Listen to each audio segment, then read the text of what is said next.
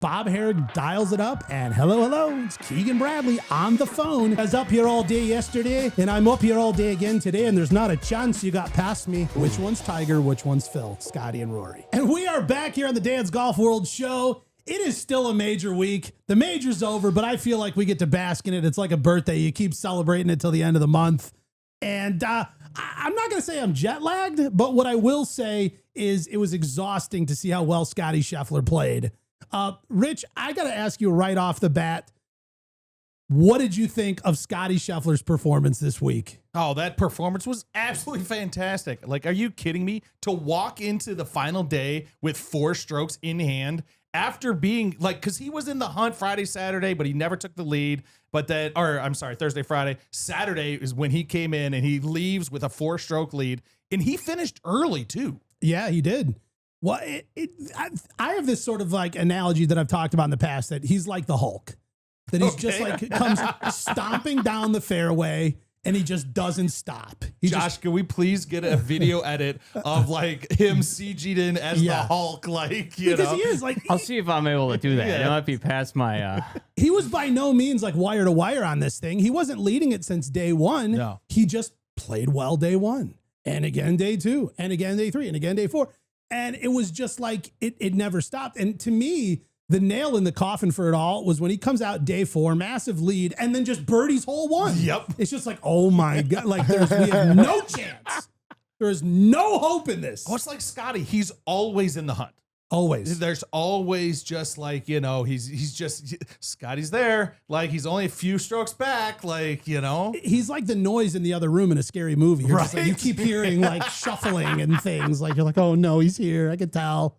Wow. Well, it was a lot of fun to be there. And it was also my first time to Ireland. And I will say this, I didn't realize really how intense links golf is and can be. like, explain. What do you mean? Okay. I'm out there walking around Royal Portrush, and what looks like cool rolling hills on the seaside. No, they're huge. It is absolutely huge. Like when you're walking around out there, you're like hiking small mountains along the way. And you just don't truly understand that How undulated they are. how Undulation. how deeply undulated they are. And I don't know. It's like, I'm looking at this course and I'm like, okay, here's a fairway with like gullies and valleys and hills, like all over it. But like right off the fairway is just death. Like, just crazy. I mean, there's like, they've got, I forgot what they call them, but they're like these like sticker bushes that are just like pure thorns and stuff like that are like a foot off the fairway. So like, you're not even getting in there and like scooting brushes, like branches aside and like hitting your ball out. Like you'll end up getting stitches. It's a terrible thing. And I truly, truly had no idea. And then you pile on top of the fact that it's directly off the ocean. So there's just wind. There's never, ever not wind. And then of course, because we're in Ireland, it just rains like every 12 minutes. So it is just 100% brutal conditions from the course, from the weather, from the elements, from the bushes that have razor blades on them, like every single part of it. And to me, I'm looking at this. I'm like, I don't think I'm prepared for this. Like, As a reporter. as a reporter, yeah, and especially not as a golfer. At least the temperature wasn't too bad. Oh, Right? it was fantastic. That was like right in my wheelhouse. We were like 65, 67 degrees every day, like as the high. Sweater weather's fun. Sweater weather is so fun. Give me like a nice QZ and a long walk. I'm having a Little great vest. time. Was it terrible though when it rains? I mean, I feel like 65 and rainy is not pleasant. I will be honest. I spent most of the rainy time in the media center. But Smart move. yeah, there were a lot of people though that obviously bought a ticket for the day, Yeah. and you're out there. You get what you get. Yeah. A lot of umbrellas. But I'm gonna tell you what, like, I did, U.S. Open last year at Pinehurst, and it was like 101 degrees and dusty. Yeah. Okay. Like I'm going to take 65 degrees with a mist, like any day of the week. Like it was a great time. I don't know. But Scottie Scheffler does it, locks in his 4th major, which I will say, in my golf journalism career, I have now got to witness 3 of these majors of Scottie. That's awesome. That's pretty cool. That's really cool. And so as history goes on and we look back at this historical career of Scottie Scheffler, I'm happy to get to say I got to witness a few of the, I don't know, highlights along the way. Did you guys see the stat that like Scotty's win and Tiger's win, they correlated like the second win they won was pretty much to the day? Yeah, in so numbers? I was just literally bringing that up. It's in the notes right here. So What is cool. the number? 1,197 days between when Tiger won his first major to Tiger winning his fourth major. That's so wild. It To was the exact day. same 1,197 days from when when Scottie won his first major to winning his You know, fourth major. Tiger's a big dude, and that just shows you how big Scotty is. Holy Scotty's crap. a big dude. Yeah. And you know what? I don't know why. Like, Scotty's 29, right? I don't think he's at 30. Yeah. Isn't that No, insane? he's only a couple years older than me. Dude, I feel like he's my dad. Like, no, like, when he walks in the room, I'm like, yes, sir. Like, okay. I'm like, how am I older than him? Like, I don't know what it is. You're significantly far. older than him. Thanks, Josh. I am significantly older than him. Where do you put your walker in the media center? There's a whole Walker parking like area. that. It's a very old school Like the zoo. industry. Where all the strollers are. Yeah. Like Six Flags out in front of the ride. You know, Oh. he's got their whiz arounds parked. But the dude's just dialed. He's a perfect storm, and I don't think that we're going to see him go anywhere anytime soon. Wait, what did you call him? A perfect storm. I know. The I perfect thot storm. Do you think he said douche too? Yeah. Oh, absolutely Really? not. Probably the nicest guy in the world. Yeah. I heard that. I'm glad I'm What's not the only one funny that heard that. Is what you heard was factually the opposite of what Yeah, you I said. know. That's I was blown away. Like, I know, got that title, bro. I think I understand Gary so well that I heard what he meant to meant to say. say, not what he actually said. Yeah. So here's something interesting and, All and a right. question for you. I love So, interesting. Right. So we have at the Masters, or not at the Masters, at the Masters. Yeah. Rory finally won the Grand Slam. Did it. Right, he got them all.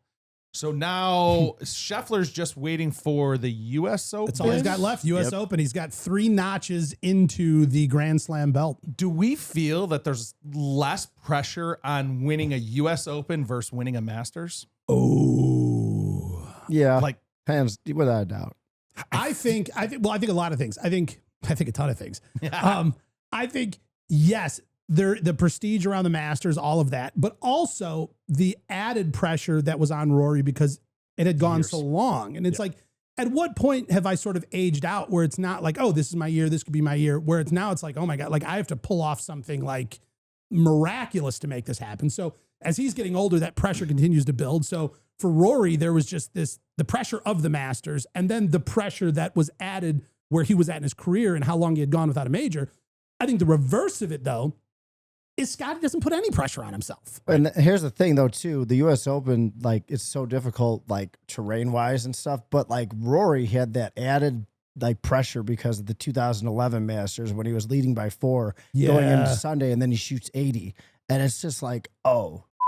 Like, So- that's possible. It's just always in the back of his Yeah. head. And then all those missed putts. So it's like, It's like when you blade your wedge over the green, that next wedge shot is like. Is it a Scotty blade where it's still in the green and it's still nice and you shanked Oh, yeah. it? He's like, oh, I shanked it. You're And like- he's just like in the front corner of the green. 30 right? feet away. What's crazy about Scotty too is like, wasn't it like the before competition or like the first round where he's like, yeah, once my family life starts getting under control, I'm not going to be golfing as much. Like they were coming before him, like saying like he's going to be done with the tour soon. That's wild. And then he Like goes Bobby and just wins Jones. the tournament. Yeah. Could you imagine, though, like Scotty just plays majors? Like, that's it. He just shows up like. which he could do phenomenally. I don't think that you do well just doing that. I mean, don't think so either. do you- I'm just I mean, saying, you though, think but about it. If but you if he play starts golf coaching once a baseball, month- you know what I mean? If he starts coaching baseball and he's not on he the would tour, be fine. It's like No, but go Bobby ahead. Jones. Well, I mean, just there's no way if you're golfing once a month that you're going to be in, 4 times a year. Yeah, 4 times a year, once a quarter. Like, Well, he's not going to be doing that, though. He'll be practicing on the side, and he'll be playing with his buddies. there's so much different. Playing tournament, playing, in a It's Scottie competition. Scheffler.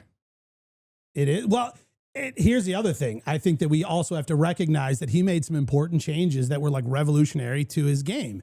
First of which, he went to the mallet. Yep. He switched from the blade putter to the mallet.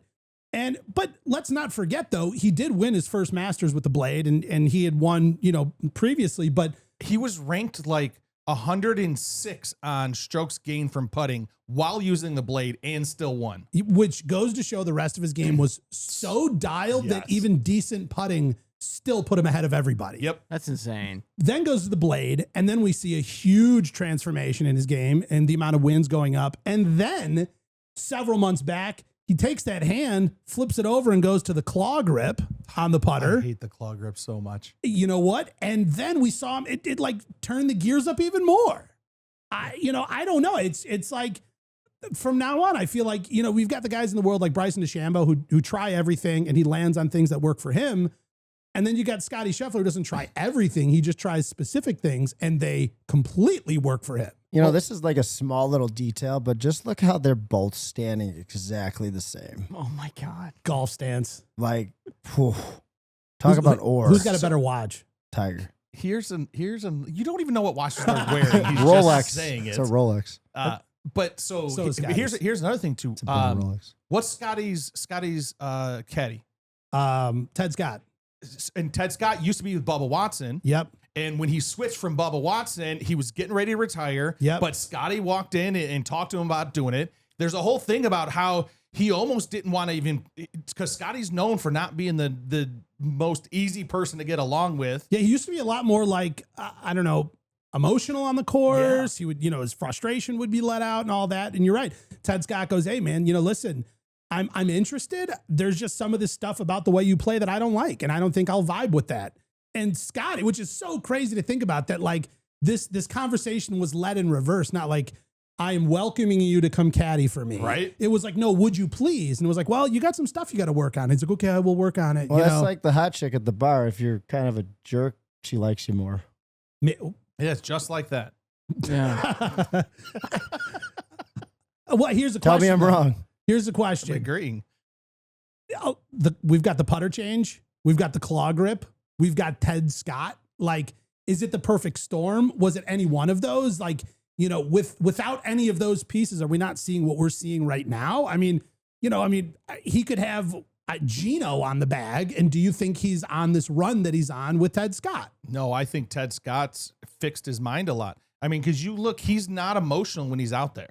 Yeah. Like he walks in on Sunday with a 4-stroke lead and birdies the first hole. Why? Because he's not emotionally putting stress on himself. Well, where you take Rory, for example, he can't talk to Bryson for the entire round because really- he's so freaked out. You Weren't know? there clips between those two too? Like where they were walking past each other and it was like, look at the animosity between these two. But here's the thing, like when Tiger was playing with Tony Finau, Tony asked him, how are the kids? And he goes, they're good. And then he started walking faster, and Tony's like, I knew right then I'm not talking to him the rest of the day because he doesn't want to, which is understandable.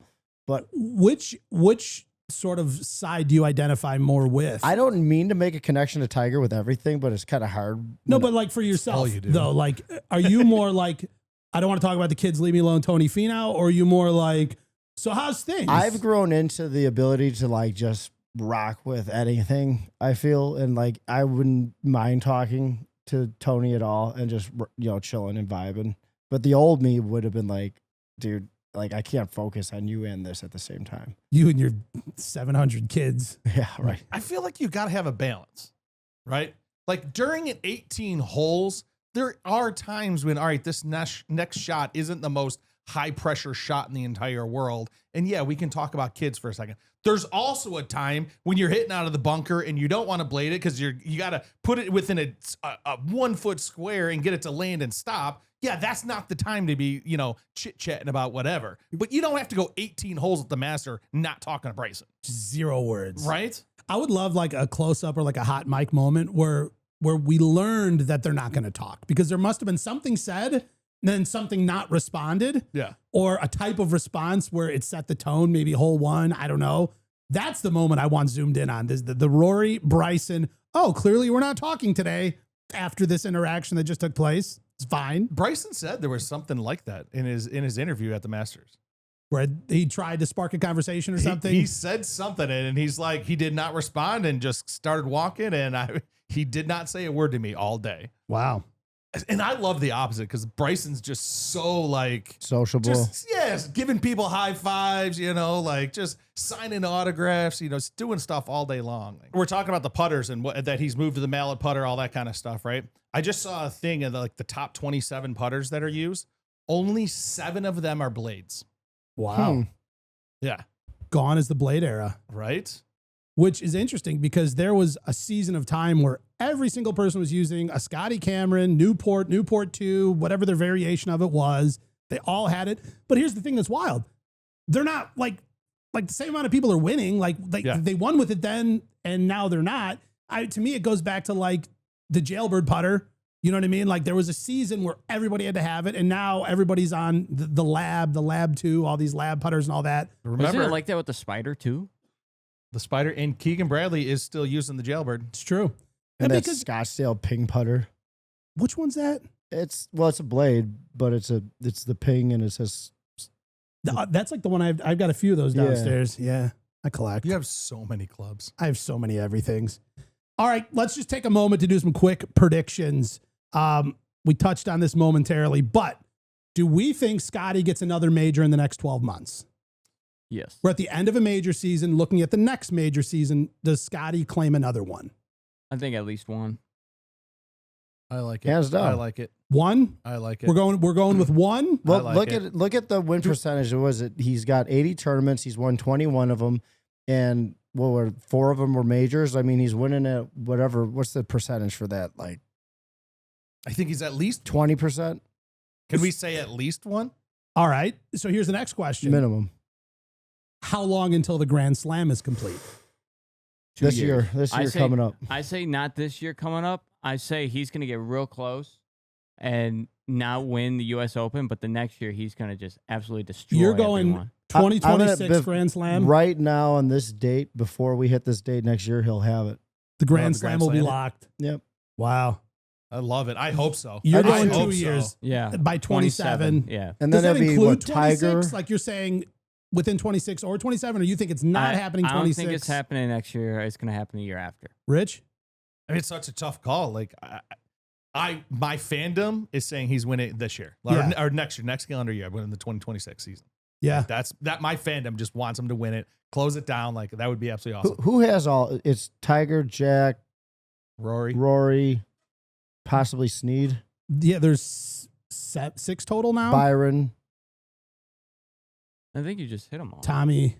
Come on. Wait. Let me say something. He'll win the Grand Slam before Tommy wins his first PGA. Jesus. Oh my. Wow. And I love Tommy. Here's the thing. Statistically speaking, You're correct. yeah. All right, fine. I'm going to throw this last hypothetical out there. Right now, we're seeing a lot of Scottie Scheffler sort of Tiger-esque comparisons. However, Rory just got his Grand Slam, very Tiger-esque as well. Barely. If these two are sort of our modern time Tiger and Phil, which one's Tiger, which one's Phil? Scottie and Rory. Scottie's Tiger. For sure. Yeah. Rory's the new Phil? Yeah. Oh, To that's me, brutal. with Rory's haircut, he's the new Forrest Gump. Wow. I'm not being a smart man, Johnny, but I know what love is. I mean, Rory is definitely because Phil's always the bad boy. He's the villain. Rory's the villain. And here's the interesting thing too to kind of think about with that is early in Phil's career, he kind of broke onto the scene before Tiger, and he was like the young phenom of golf, like this sort of the spotlight story of this young player coming up and breaking through and playing phenomenally, and then over time sort of evolved into this villain role. Right. Very similar. I honestly gotta think Rory's just misunderstood. He's going through some turmoil in his personal life, and we all should kind of give him a break. Maybe he's hitting some financial trouble. Who knows? Right. I don't know. Some He bills almost due. lost Yeah, half what of is- his stuff. What is 13 million he won already this year, or 11 million?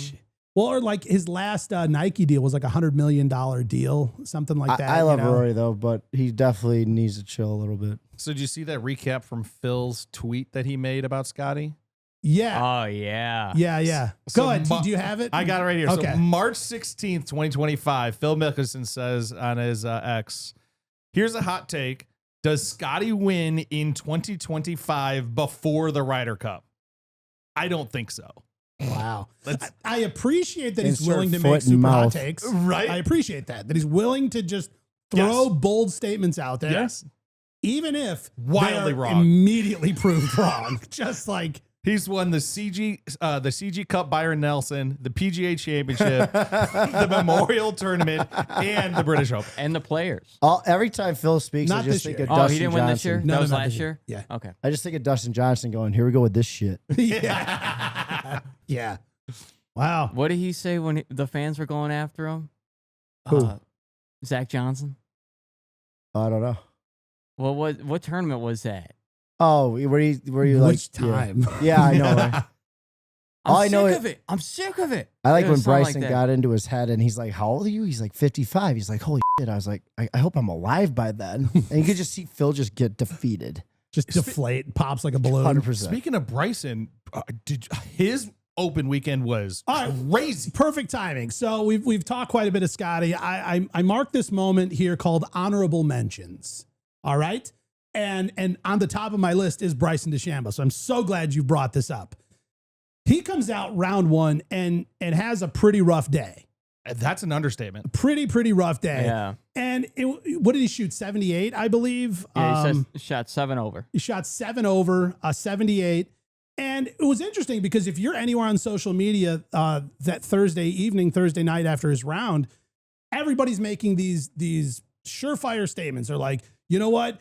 Just goes to show that, Bryson's power game, long hitting, distance, everything that he's built and created is not made for links golf. He's got to rethink it if he wants any chance in these links course, tournaments at the Open. If he ever wants a chance at this, have a shot, he's got to rethink his game and his strategy around the course. With that being said, I was in that same boat. You were retweeting this stuff. I mean, 100%. He shot 78 on the first day. He's shot 78 on the first day. He doesn't have that driver control. He drives it long, Yeah. but it gets fanned around a lot, and that's not what a links course is. You need that precision control. And then comes Friday. Goes 6 under with a 65. He tied for the day for the best shot of the day. There was only one other person, I forget who it was, that tied his shots. Comes back again, shoots a 68. Moving Solid. to, let's see, 9 under out of the week. And then finally delivers a blistering 64 on Sunday. And puts himself, what was he, top 10? T10. He was T10. Yeah. Here's the interesting part.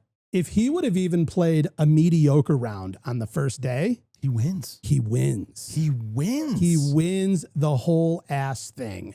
The whole effing show. What's he at? He has the Open, right? That's his only major. No, he's got two U.S. Opens. 2 U.S. Opens. Okay. Yeah. I thought he won one more. He's only got 2. No, his 2 majors are the 2 U.S. Opens. The one was like the COVID year where nobody was really there. It was awkward. And then the last was 24 last year. It's crazy because he lost by 8 strokes. That's what he lost by. Yeah. He shot So he shoots 7. how many over the first day? 7 over. 7 over the first day. Yeah. So if he's just -1 Shoots or -2 1 under. Yeah, but if my aunt had balls, she'd be my uncle. Hey, That we live in a is hypothetical a world. Welcome weird to a point. sports talk show. Thank you. Yeah, I know. I think it's a really interesting point, and that's why I gave him position number 1 in the honorable mentions, because people were making these very sort of sure claims about his game, Right. and everybody shut the hell up. Yep. By the end of the weekend, because none of that was valid. To say that your game doesn't work on link scores, this and that, it's like, no, dude. I mean, the guy played lights out golf, and if you look, he had a couple bogeys in there, but the amount of birdies he had was unbelievable. I mean, it was just like, I'm in the media center and they've got like a scoreboard up that's like a jumbotron, and you're just looking and it's like red. Like, it was just, the amount of birdies was unbelievable. Do you think he called his dad, John Daly? Be like, hey, you said you're going to help me. Get us some milk. Yeah. I don't know. Maybe. Here's what's also crazy to think about is you were talking about a lot last week and stuff, just about the mental game between the ears.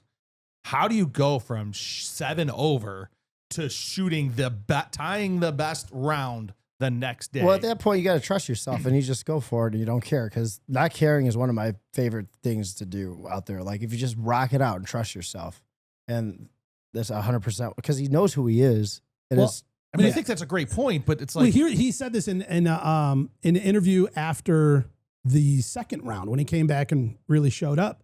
They're like, what changed? What shifted? Obviously, I mean, such a drastically different day. And he talked about his late father, and he said his dad always told him, he goes, never give up on your round. Never give up in the tournament. Never give up. Like, even if you have a bad day, just don't give up. Like, stay in it. And I think that's the important part is it would be so easy to be defeated and replaying all those shots. And like, I mean, there was this one in the first day where he hits up off the fairways on this like side slope and he's taking like a baseball swing, choked down on the club and hits it. And it just goes down like 2 feet still out in the abyss. And he's got to do it again and just keep hacking out of here. Like it would be so easy to just mentally check out of the tournament and be done, to go full Oakmont on this thing where you're just like, I'm out. Like this isn't fun. I'm not having a great time. I want to get on the plane. I want to go back home. I want to make YouTube videos.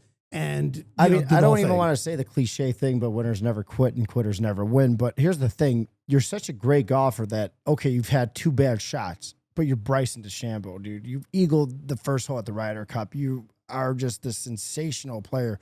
Like, you don't have this full tank of confidence that you could just tap into when you need to. Without a doubt, he does. And it's like, why would you ever give up? Because I think that would be more lame to have no mental grit and integrity than to actually just give up. Well, you even look like, you know, all the Ryder Cup conversation. I think right now Bryson is number 5 in the world, and he only gets points 4 times a year. Is that insane? That is insane. Dude, it's insane. So here's the real question. Where does he really belong in that list? Ooh. In a non-spiteful area. Has he won anything on Live? Either way, he's racking in points. If assuming all things were normalized and proper, he has a few wins, he's got some top 10s, but either way, he's just accumulating more points if those were officially ranked and we're giving him points. And that's without any points from PGA. That's 0. He gets points 4 weekends a year when everybody else is gathering points 15, 18 times a year. And he's in the top 5. I mean, this would be interesting. Okay, fine. Let's just take everybody's points from majors only then. You can only get points when Bryson gets points. Then we take a look at it. I bet he's won for sure. That he's got to be one. I mean, if not, I mean, you know, well, I mean, but right also, next to Scottie. Yeah. I mean, they need to get it fixed. Yeah, they do. Like, I saw your head explode right? talking. Yeah, multiple times. The headphones almost blew off. Right. Yeah. I mean, it would be Bryson and Scottie every single week in and week out. You'd have both of these sharks always around. It's sad that we don't, and I wish.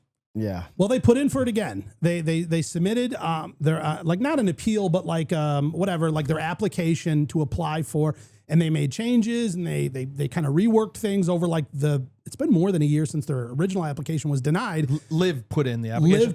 Correct. Thank you. Okay. Liv put in the application to get official world golf ranking points, you know, from their tournaments, and its decisions haven't been made. There's been no feedback. All they've said, they made a statement that basically said, we have received their application and it's going through the proper review process now. Let's ask Josh. Josh, if he's able to get points in PGA tournaments, is he goated like Rich's mustache? I wouldn't say goated, but he would be probably number 2. Without Easy a doubt, 100%. Easy 2 or 3. It would be definitely Scheffler up top. No, because no one's touching that. And Possibly, then, though. I don't think so. Then it's honestly a toss-up between Rory and him. Oh, no, I think I think that's why the rivalry is so strong Fierce. right now. Because of that, they're like fighting for that number 2 spot. Well, I'm taking a look here. I'm pulling up the top rankings. So if we look, Scottie, he's got a grand total of points of 830 points. Rory is down at 531. And where's Bryson? Why is he not in this list? Am I looking at the wrong list? What Yeah, list? because are I you just looking pulled at? up a list and it was the same thing. Yeah, it has him down at 15 on this list. You think that went hand in hand with Rory not talking to him at the Masters 16. because of Bryson going to Live also? That was just like an extra added that Rory kind of was like, hey, I don't want to talk to you. No, because this was past the point of him not wanting to live guys in. Yeah. Because this at the point where he was like, I want everyone back. But speculating on non-realistic things such as the official world golf ranking points, I don't know. I find the whole thing very interesting, and I think his dominance in majors is just unquestionable. I mean, if we even look, I mean, he's in the final group on Sunday at the Masters. You know what I mean? We saw him. You know, he was gearing up for playoff holes last year with Xander, and I mean, there was just it's over and over and over again where somehow he has this ability in majors to dial in, to become this, again, he's got I mean, Scottie's different. Scottie is just this consistency that wears you down. He just wears you down. Like Michael Myers walking. He's just creating sand out of rocks. And Bryson's this different thing where he is more like explosive and like you see him coming, you hear him coming. But man, well, I think here's the exciting part. Did we get official confirmation that Bryson is on the Ryder Cup team? Yeah. I think we did. Is it official? It's pretty official. Well, okay. Bob Herrig of SI Golf, my colleague and my desk mate at most of these tournaments and this last week in Ireland, Kind of fun. broke the story. Headlines. It said, SI Golf breaks the story. That was Bob Herrig. Do you guys want to get into how this all went down? Yes, do it. for Yeah. sure. Okay, this is wild. I got to see how the sausage was made. Were you there? Like did it happen while you were at the British Open? Yes. So here's how it went down. There was sort of like, rumors throughout the week, a lot of this talk, and like even in the media center, people were counting like, okay, if Bryson finishes here, that'll put him at this many points. Does that make him like a guaranteed lock, or would he have to be a captain's pick if he falls here or does that? Well, he comes back and explodes in these final 3 rounds. Fantastic finish, giving him a ton of points, and it put him in a position where the only thing that's left is depending on the FedEx Cup playoffs in the PGA Tour that could potentially shift this, but with the players that are not in the top 5, I don't think there's enough room for other players to bump him out of those top 6, which would, put him into captain's pick territory. I think he was getting picked no matter what. Well, here's how it went down. Bryson comes into the press conference and leaks a little bit of info that there was a nice little note in his locker from Keegan, that it was a little bit of inspirational and it was something like that. And clearly this note didn't go in everyone's locker. Keegan wasn't out just, giving out, like thank you cards for coming to the Open or something like that. It was clearly people that he's speaking to privately prior to the Ryder Cup. And I saw that interview, and there was like every question was, well, what was on the note? What was on the note? And somebody else would reword it. And how was it on the note? Yeah. And well, that note that you got, did it say something like? Yeah. So Bob Herrig goes into action mode. He's like, okay. He was like, he's talking. He's like, I want to get Keegan. I want to get, some direct words from him. I want to find out, is Bryson in? Is Bryson out? He misses Keegan. Keegan doesn't do any press. I'm not super pumped about his finish. I mean, he played well, but, just nothing crazy where he's got to get in and do a ton of interviews. And Keegan heads straight to the airport to go get on his jet and get back to the States and, get back into grind mode, probably gear up for Memphis and the FedEx Cup. Bob Herrick's like, oh my God, I missed him. Like, he's like, I wanted that. I wanted that interview. I wanted to get some direct quotes. I wanted to see if we can get an answer. And if not, I want his non-answer. I want whatever it is. I want where, he's currently at. Keegan's already gone. He's left the tournament. Bob starts scrambling and I see him. He's just like working. He's like going through his computer. He's on his phone. He's talking to people. He's everywhere. He gets a lead that gets to a lead that gives him a number, and he ends up on the phone with Keegan's agent. Bob Herrig over in Ireland on the phone with Keegan's agent. And he goes, I want to ask him this. How can I get a hold of him? Can you ask him the question to get me an answer? Whatever. Agent says, just call him. He'll take your call. Oh, wow. The answer is always no if you don't ask. Yes. So he gets Keegan's direct personal cell phone number. Get out of here. And Bob Herrig dials it up and hello. It's Keegan Bradley on the phone in the car on the way to the airport to fly out of Europe to get back over to the States. And Bob directly asks him, he goes, is Bryson going to be on the team? Is he, whether he's in for points or not, is he a captain's pick? Is Bryson in? And I don't remember the exact quote. I don't have it in front of me, but he said something to the effect of, Bryson is going to be a very important player on the team. Do you have the quote? I have the quote. Go ahead. I have the quote. Jump in, please. Bryson is going to be a very important piece to us winning the Ryder Cup. He brings so much. He brings energy, passion, but most importantly, he is one of the best players on the planet. Which is a fact. Let's go, Yep. Bob. Yeah. So I love that. And so then he said, he goes, can I run this? And he goes, yeah, go ahead. Green lit from Keegan. And so I see Bob like race back in the media center. He sits down and he's just like, just going nuts, firing away. Boom. Article goes up on SI, gets tweeted out everywhere. And so all of this news sort of circulates around this quick on the phone interview that Bob Harig pulled together and broke this story. And it was so, again, you know, I've been doing this for a few years, but Bob Harig's a veteran. He's been doing this forever. And to watch somebody who is just at a different level in his game of Scottie Scheffler reporting. He literally is. He's OWGR points leading in golf reporting. Now, was he like, did he like come sit next to me like, look what I just did? Like, check this out. He was so laser. He was Scottie. No, there was no world. There were no other people. There was nothing. And so I actually had to ask him afterwards. I was like, what just went down? Like, what? And so then he kind of gave me the replay.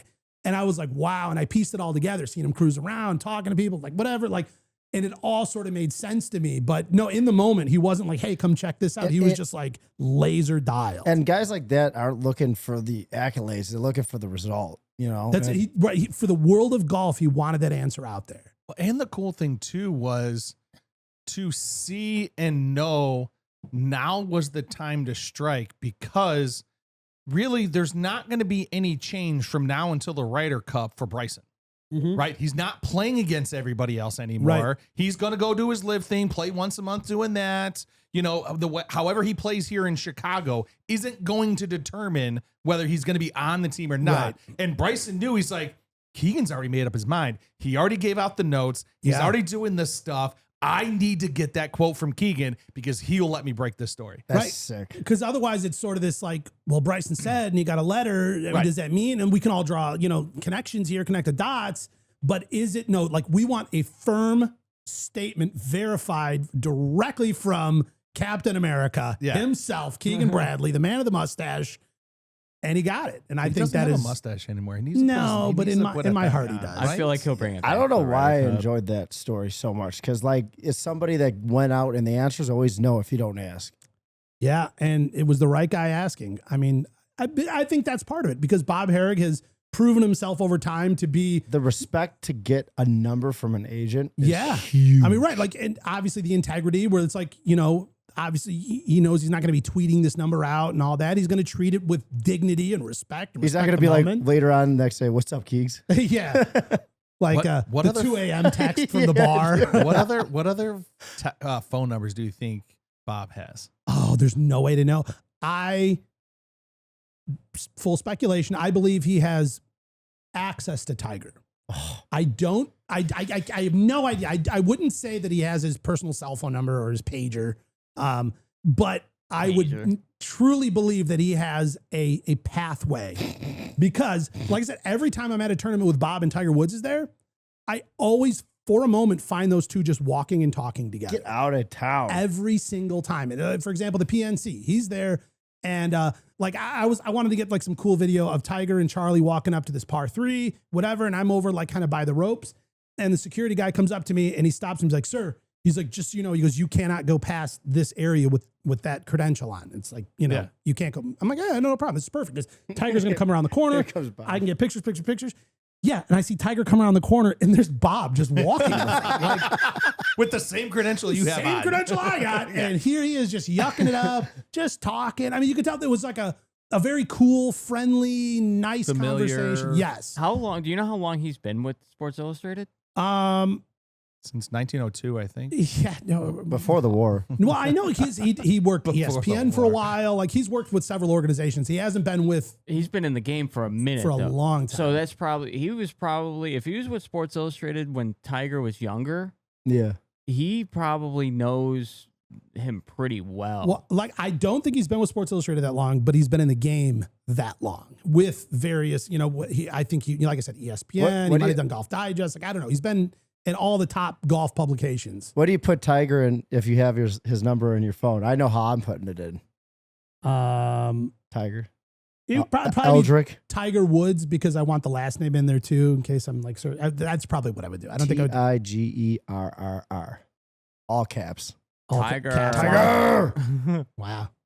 Moving on. Good job, Bob. We love you. Do you think at any point in time, let's just say you have that number, hypothetical world, that you send at least one text you regret? I don't send a text ever. I just wait. Okay. Yeah. Tiger, it's 2 a.m. I'm watching your Masters finish, and it was the best Sobbing. thing ever. Yes. Just like, Yes. Yes. And then when you, And then you hugged Charlie, and I was like, oh my God.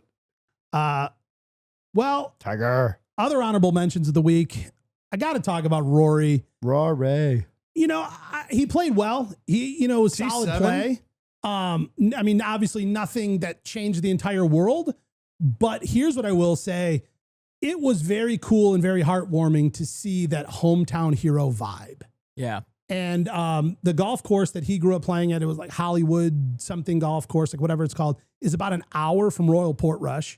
So, I mean, it's essentially like hometown. Yeah, that's a hop, skip, and a jump. To see like the fan reaction, the crowd, the way that they, I mean, on every hole, like when he steps up to the tee, it's just huge warm reception. I mean, that to me was a very, very cool thing to witness. Also for Shane Lowry, but more so for Rory. I mean, the Grand Slam. I mean, what he's done for, a golfer out of Ireland and on the, grand stage of the world was pretty cool. And I was there. I was on the 18 waiting for Scottie to come in. I like to see the end of the tournament. And Rory was the group before him, 2 groups before him, something like that. But he came in just before Scottie. And no joke, by any stretch of the means, the reception for Rory when he came up 18 was 3-4 times that of what Scottie was as he's winning this whole thing. I mean, it was cool. It was very cool to see. I just watched that video of Rory too, and we're making fun of him, and it's like maybe doesn't help my chances of getting Tiger's number, because every time Rory wins, he says Tiger is the first one to congratulate him. Wow. He goes, Oh, I did see that. and he's smiling so, like, you could just see, because this kid grew up emulating this guy. And then there's that commercial where he's walking side by side, and Tiger goes, nice shot. And it's just like dreams come true. Yeah, Wow. he's like looking at his phone, and he's got his text after one of his wins. I don't know if it was the Masters. I don't know which one it was. I don't think it was the Masters. But anyways, it was just one of his wins. And he's like, just Time. passingly, just like, hey, he's like, every time. He's like, what? He's like, Tiger. I mean, before even the last putt goes in, he's already got me texting. Wow. Yeah. That is cool. Tiger's the Do coolest you guys dude. remember that one commercial, the Nike golf commercial, when they were hitting? I think they were at the range or something. They're hitting into soup bowls. Yeah, and they were making every cup, and then they went in the soups, and that was a Like great even one. that has to be so surreal. Like, growing up in your idol, I mean, like who you, not only like who you want to be like, but who you've literally designed your game around. I mean, you look at some of those 100%. early replays of Rory's swing paired to Tiger. I mean, you could tell that he studied the guy. And then to get to a point where like your colleagues, you're both on the same set for this commercial because you're both the biggest names in the game at that time. Like, I don't know, it's got to be such an interesting thing, to process, to deal with. I mean, even the same thing, I think about that. Did you guys ever see that old clip of Nelly Corda that went over to Tiger and just asked for like an autograph? And she's like, hi, excuse me, Tiger, like, can I get an autograph and a picture with my brother and whatever? And she was so like nervous. And she even said that afterwards. And now like, here they are doing TaylorMade videos together. Yeah. Like, I just feel like that has to be so interesting. Well, Like such a turn. Like, I don't know how to explain what that is, the evolution but it's got to of be that's wild. so Yeah. cool. The greatest form of flattery is or compliment is imitation. So for him to do that, Do we So he's consider? flattered. Do we consider Tiger Woods an unk? what do you mean by this? Okay, here's the thing. I've seen that on social media. I don't know how you're supposed to use it, so I don't know. Is like an older person, like you kind of look up to? Oh Like, yeah. Oh. He's like Like the an big uncle? brother for yeah, sure. Yeah. It's short for uncle, but it's like He's fallen into such like dad vibes, like nice guy enjoying life now. He's not the Terminator anymore. I just can't wait for his Achilles to heal so he could just break something else and break my heart. But like, You want his Achilles heel to. well, no, because Achilles every heel. time he's Is there okay, a pun there? I don't know. Try. every time he's okay, Fail. it's like, oh, now we got this. Oh, we rolled our SUV off a mountain. Oh. Like, So I have a fun little leaderboard over here. All right. It's the PGA Tour money leaders. Ooh, all time or current season? Just current season. Of All course, right. he's looking already before we play the game, but that's okay. All right, cool. It's me versus I Gary. saw that before the show, actually, too. It's me versus Gary. Who has All the right. most in 1 year? All right, so who's number one? Scottie. Yeah, a dollar amounts? 13 million. 13. We're real close. 16. Ooh. All right, You didn't give him a number chance. 2. It's quick fire. Okay, We're fine. moving around. Yeah, There's yeah. no time to think. I love it, Rich. Number 2. Oh, His I'll go- picture's right there. oh, Rory. Oh, is it Rory this year? Yeah. Really? Does he have any? He's number 2 right now. Guess his dollars. 12. 15.7. So Ooh. Wait, there's like I know- 300,000. What has he won The this year? Masters. The Masters. Which I guess If you- isn't like the craziest paying. But then he came tournament. in as Isn't the it like second, 9 though. million or something? No, like it's that? like 3 or 4. Yeah, Oh, but is he it? came in second like a billion times. So that's where it's at. Number 3. Now this is going to be one you guys will not get. Promise you. Like dig deep. Like Tommy Fleetwood.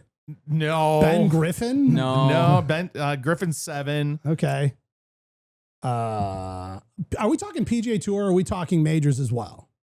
I believe majors are included in this. Okay, that does change things a little. I was It totally does. thinking PGA It Tour does. wins. Victor Hovland. No, not this year. Is it I just like saying Victor because Justin Thomas? JJ Spawn. No with way. $10 million. Good is for you, ranked JJ. 3rd right now. Then you got Straka with 9.9 at Wow. 4. Then rounding the top 5 off, good old JT. JT. I knew he was up there 9.3.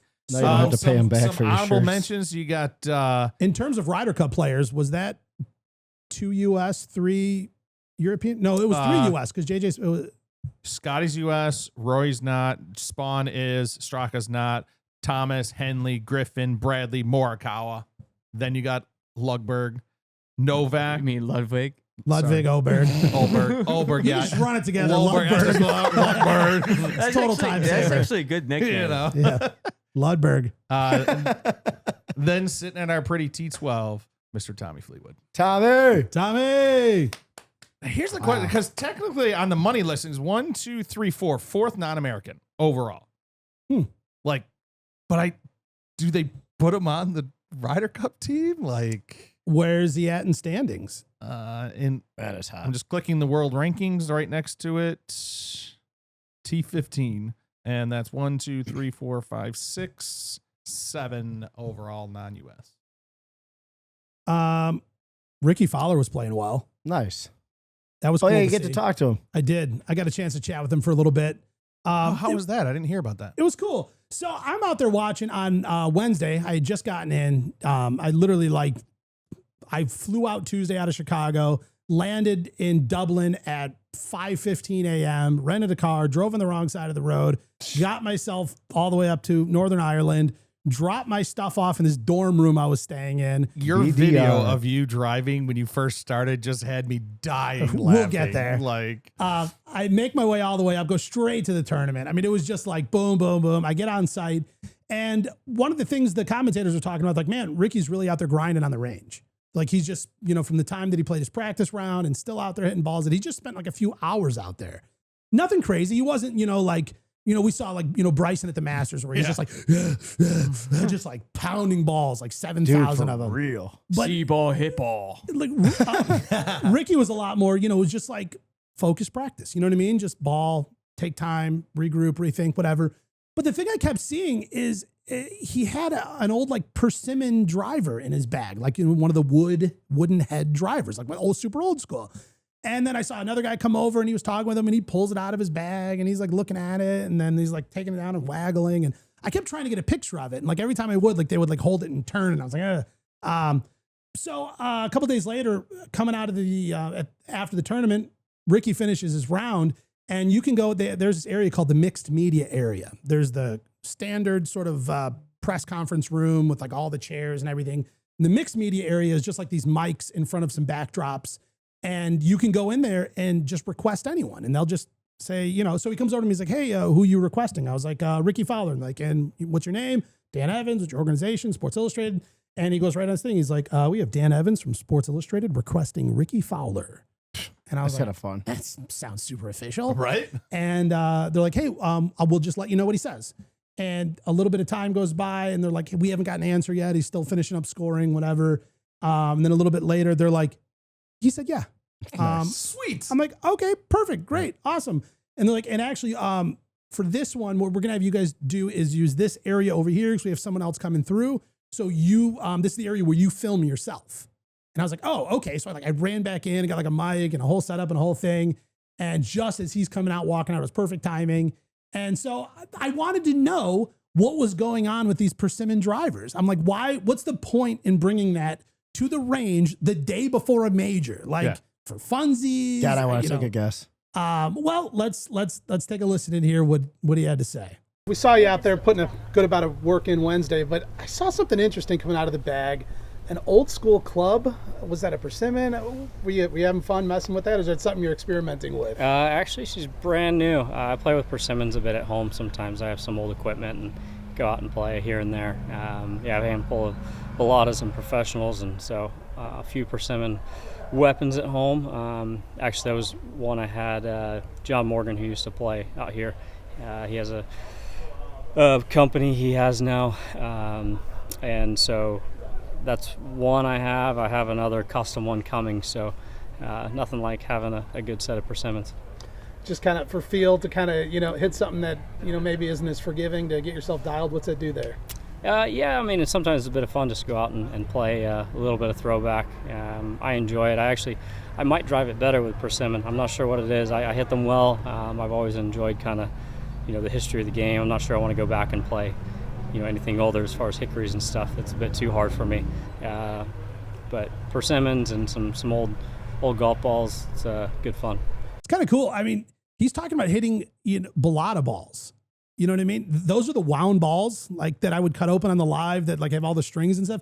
So he's hitting like ancient club technology on ancient ball technology. And he says he loves doing that for fun. Like, I don't know. I think that's so interesting. Like, he's just a fan of the game, loves the history of it, but also that he says he might drive the ball better with him. It's insane. Like, that's wild.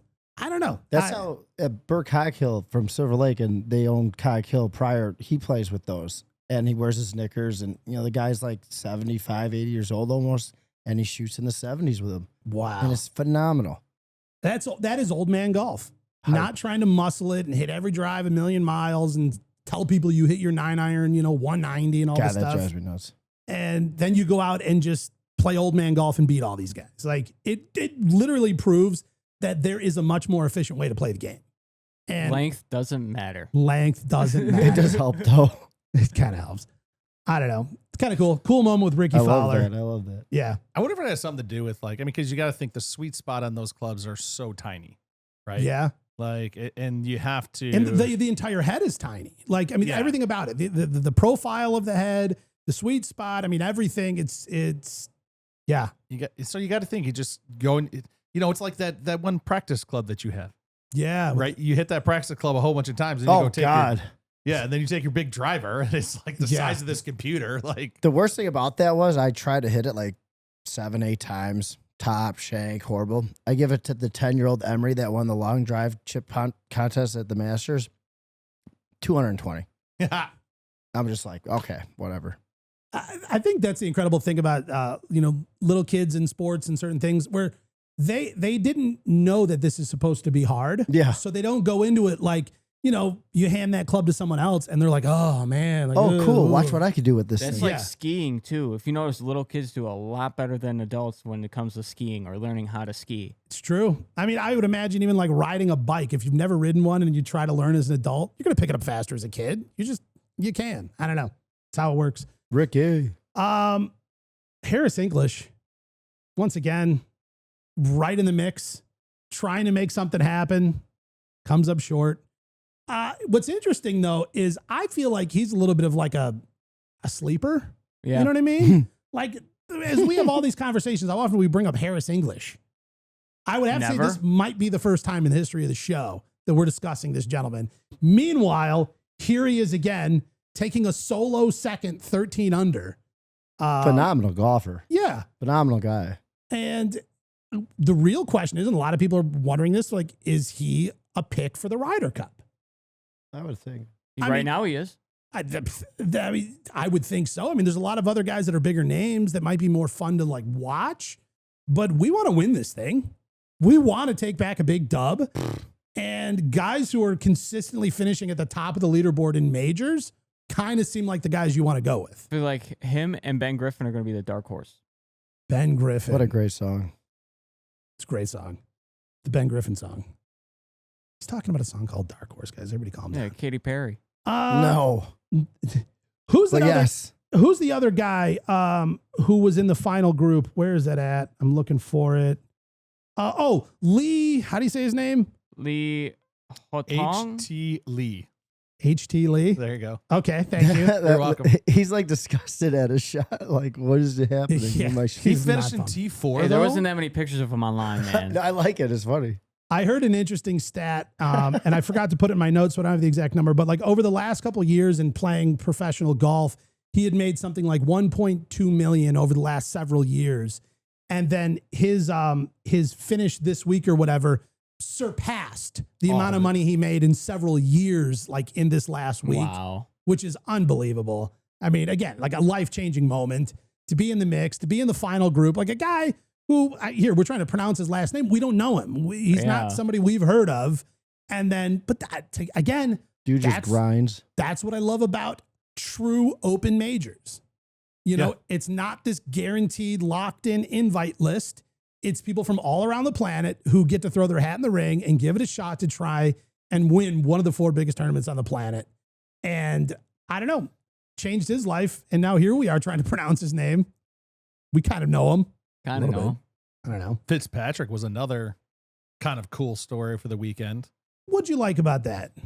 Well, I mean, it's just interesting to see you go from, I mean, he was on that sitting, ranking that leaderboard. I don't know if he ever had number one. If he did, he was bouncing up and around there in the early rounds. But still finished T4 minus 11, which, English, who you're talking about putting on the Ryder Cup, was minus 13. So we're only 2 strokes different out of 4 days. Yeah. Matty Ice, baby. Like, With his backhand crosshand chipping. like so crazy. The dude's been eating well. Yeah. Well, and the crowd was just going nuts for him too. yeah, well, I like that kid. He's dude. another almost hometowner, though.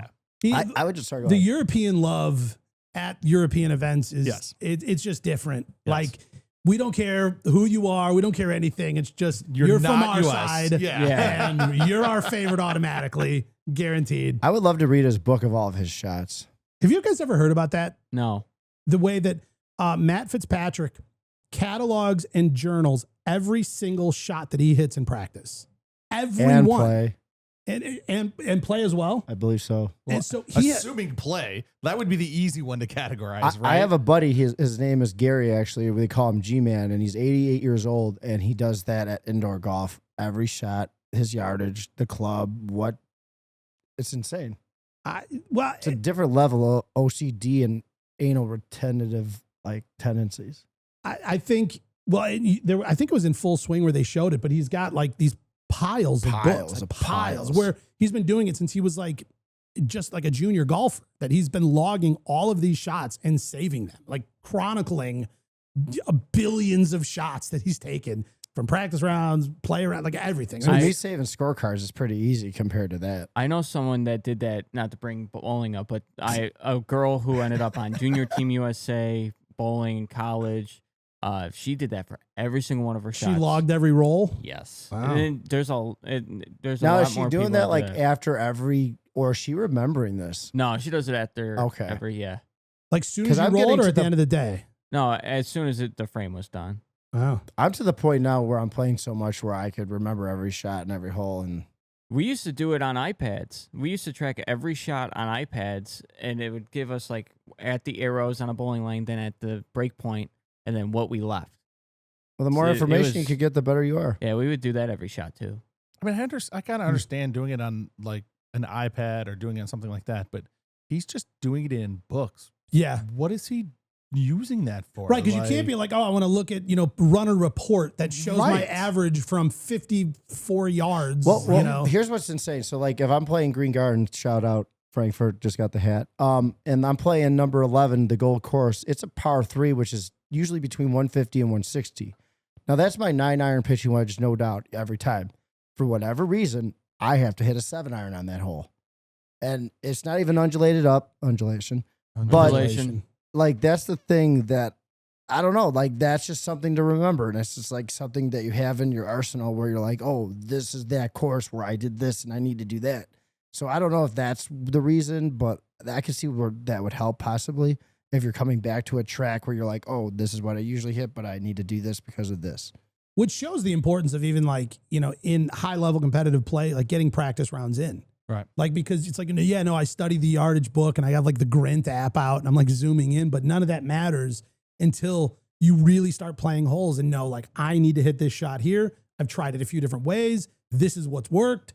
And then if elements change, I know I have to shift even farther because this is what works. But that's what's even so much more weird. On 14, the par 5, I could be 210 yards away and I hit a 7-iron. Is it mental? I don't know. Well, there is also a lot of hard pan on that hole. But mentally, yeah, because I get a pan? So like the ground is just. Oh man, speaking of that, I was playing a course out in Monticello. The whole course was like concrete. Just rock hard. I played a course like that. I'd bounce my club and you hear it go dong, dong, dong. Like, it'd be a fun little trip is go to Blackhawk in Texas. It's the top 10 worst course in America. And like literally they earned it. Sounds like a terrible time. They earned it. Hey, can I pitch something real quick? Let's do it. All right, go So ahead. we were talking about like logging shots and all that stuff. Yeah. What if they made an app where not only you're logging your shots, but it's also like almost like the 18 Birdies app, but instead of not only tracking all your stuff, you could have like a computer generated opponent. So when you're playing by yourself, you still can have that competitive edge and you're playing against like a computer. Well, I would actually something that exists in that realm, ShotScope. They make a watch. I haven't used it for this yet. And then you put these little adapters on the end of every club, and then you like set it up so it knows like this one's connected to your driver, 9-iron, whatever. And then as you're playing your round, the watch knows what club you picked up, you hit, and then you put the club back, travel, and then where you pick up another club and hit, it knows the distance between those two, where you were spatially, geographically, like was that rough, fairway, whatever. And then it starts building data and starts giving you, it's like you on average hit your 7-iron this much just based upon shots over and over and over. I mean, that's awesome. But I like what he was saying. Well, that's what I'm wondering. Could you then take that and now have like build it into a AI game? generated like computer opponent, which you could set the handicap at. And of course, if it's like a 7 handicapper, they're going to hit an errant shot or two. It's just like kind of like the luck of the draw. It's like taking TGL, but like bringing it into like, yeah, it's like, wow, they hit to here. Like, how they outdrove me. Stupid AI. Dude, that watch would be so much fun. I'd love to play that because the Grint has something very similar to that. Yeah. Like you can put in, like you can do shot track where you like stand next to your ball, press shot track. Yeah. You take your shot, you put in what club you're using, you do your shot, you go next, and then that just shows you how much I actually studied the Grint because I like the Grint because I only use the Grint when I'm playing a course I don't know, so I can see what the hole looks like and which tree to hit over and stuff. Yeah. I didn't know it does that, so thank you. I'm going to test that out today. Yeah, and you could add it with different players too. Yeah, like different players. You can track everything. Like you can track the whole round of all 4 of us. And then you can manually put in if you went left, right, up, down, short, whatever. Water hazard. I love golf. So from this pitch, Shark Tank style, Rich, are you making an offer? Dude, I'll give you $8,000 for 40%. Am I an idiot or does it actually sound halfway decent? I like it because I hate not playing with people sometimes. So that'd be really beneficial to a guy like me to like have that. And like you could set it to, you could have PGA pros on there, like what they would do right there. Or Well, and I think the part that would make it fun is as it's learning your game, it understands how to force you to be a little competitive, a little more competitive and play a little bit better. Let's tweak it. You get to play your last round at that course and try to beat that last round, and you see the shot that you hit last time, and that Well, maybe too, it's that all could- of that. yeah, It's like the all of car it. racing game where you have the ghost car. the that time Yeah, trials, dude. like Yeah. the Mario Kart time trials. There's a couple big names that missed the cut, didn't make the weekend. Joaquin Neiman, no, we love walking. Jason Day, Love Jason Day. Patrick Cantlay. How many people are happy or how many people are upset? About what? Cantlay and the next one you're about to read. Patrick Reed didn't make the weekend. Minwoo Lee. Let him cook. Colin Morikawa. Brooks Koepka. And Cam Smith. All did not make the weekend. You know what's interesting, though? Tommy Fleetwood did. We went over the Ryan Peake story last week. Comes out of Australia, grew up playing Cam Smith. Yeah. Finished with the same score as Cam Smith in at the tournament this last week. You know, he had obviously the wild story of growing up playing golf, getting into some trouble, ending up joining. I learned, we call it a biker gang. They call them bikies down Bikies? there. Yeah, he's a bikie. He's damn near. He's running around. He's a bikie. It sounds so Cute, cute. Like, so perfect. Yeah. like it's a He's salty. a bikey. Crikey, there's a blikey. Guy's a bikie. Ends up getting sentenced to 7 years in the slammer. Gets out a few years before then, I guess some good behavior. But during that time, decided to change his life, pick back up the game of golf, and started pursuing it again. And fast forward, he qualifies by winning the New Zealand Open, gave him a pass into the Open, or as we like to call it, the British Open. And it was cool. So I actually got a chance to chat with him a little bit. Oh, Ryan Peake. that's cool. Yeah. Oh, that's really cool. How Yeah. big is that dude? Humongous. Like, the dude, did you actually interview him or? So it was the mixed media area, Okay. and it was the same thing. So I was watching. I knew when he came off course. When he was on 18, I went into the mixed media area. Same thing. They're like, "Hi, who you here to see?" Same thing. Dan Evans, Sports Illustrated, Ryan Peake. And a few moments later, like he's on his way in. That's so He'll cool. be down on mic number 3 or He's whatever. got a good shirt on too. He does, and he was wearing good stuff the other day. I was trying to figure out, is he a fan of good and likes to buy their stuff, or is he like a signed golfer? I would think that he's getting paid. But I went online and I couldn't find anything. Really? So Oh. there's no like press release. There's nothing like, hey, good signs Ryan Peake as a player. Or maybe it's one of those things where they're just friendly to him. Like, dude, we like your story. We like your play. Let us know what you want. We'll send you some gear. I have no idea, but I did find that interesting and notice that as well. We talked for a little bit, but the question we pulled out here is I asked him, the question about if, that there was a point in time in your life where potentially playing in the Open wasn't in the cards. So can you just talk a little bit about that? Like, from there and being here and actually going to play in the tournament. Yeah, I mean, it was never on the cards. So I don't want to come across too miserable and sitting here like beating myself up and things like that.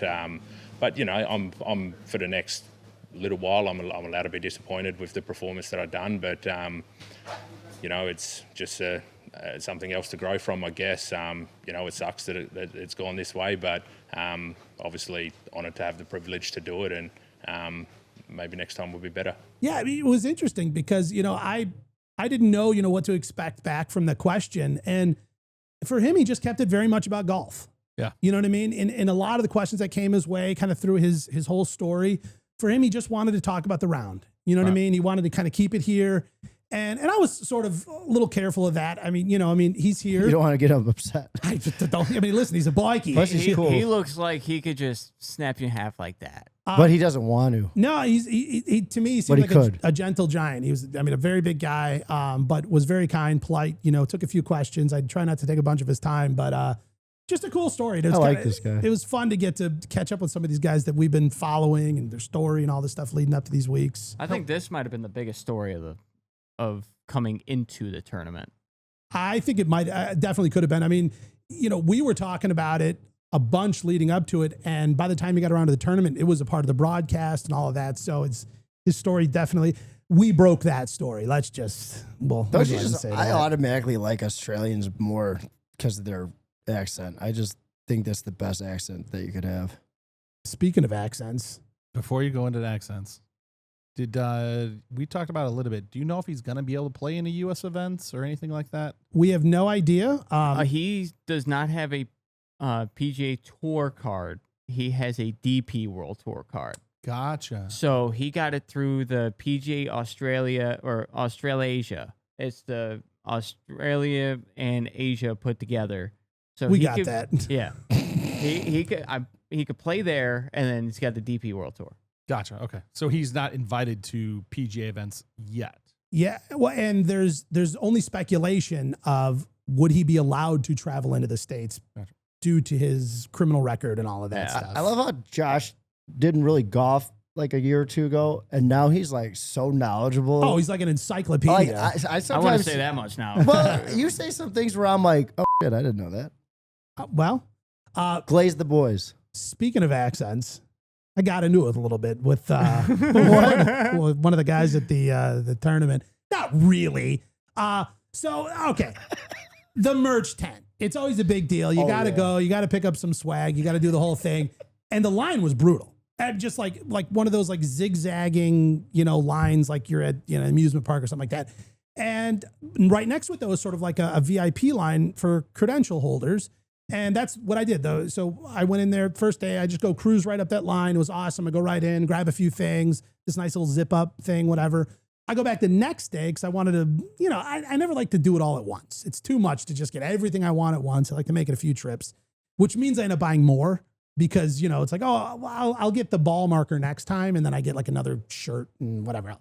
Anyway, so I'm walking up and this guy, he looks down at me and he looks at my pass and he was like, how do I say it? He was like, so what kind of media pass or what kind of credential you got there?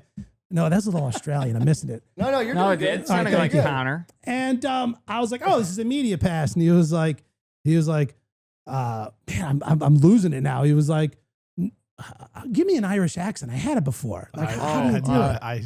You can't get in here with that The thing. Australian one really screwed do me them. up. I'm stuck on the other one. I want to be talking about bikies. You know what I mean?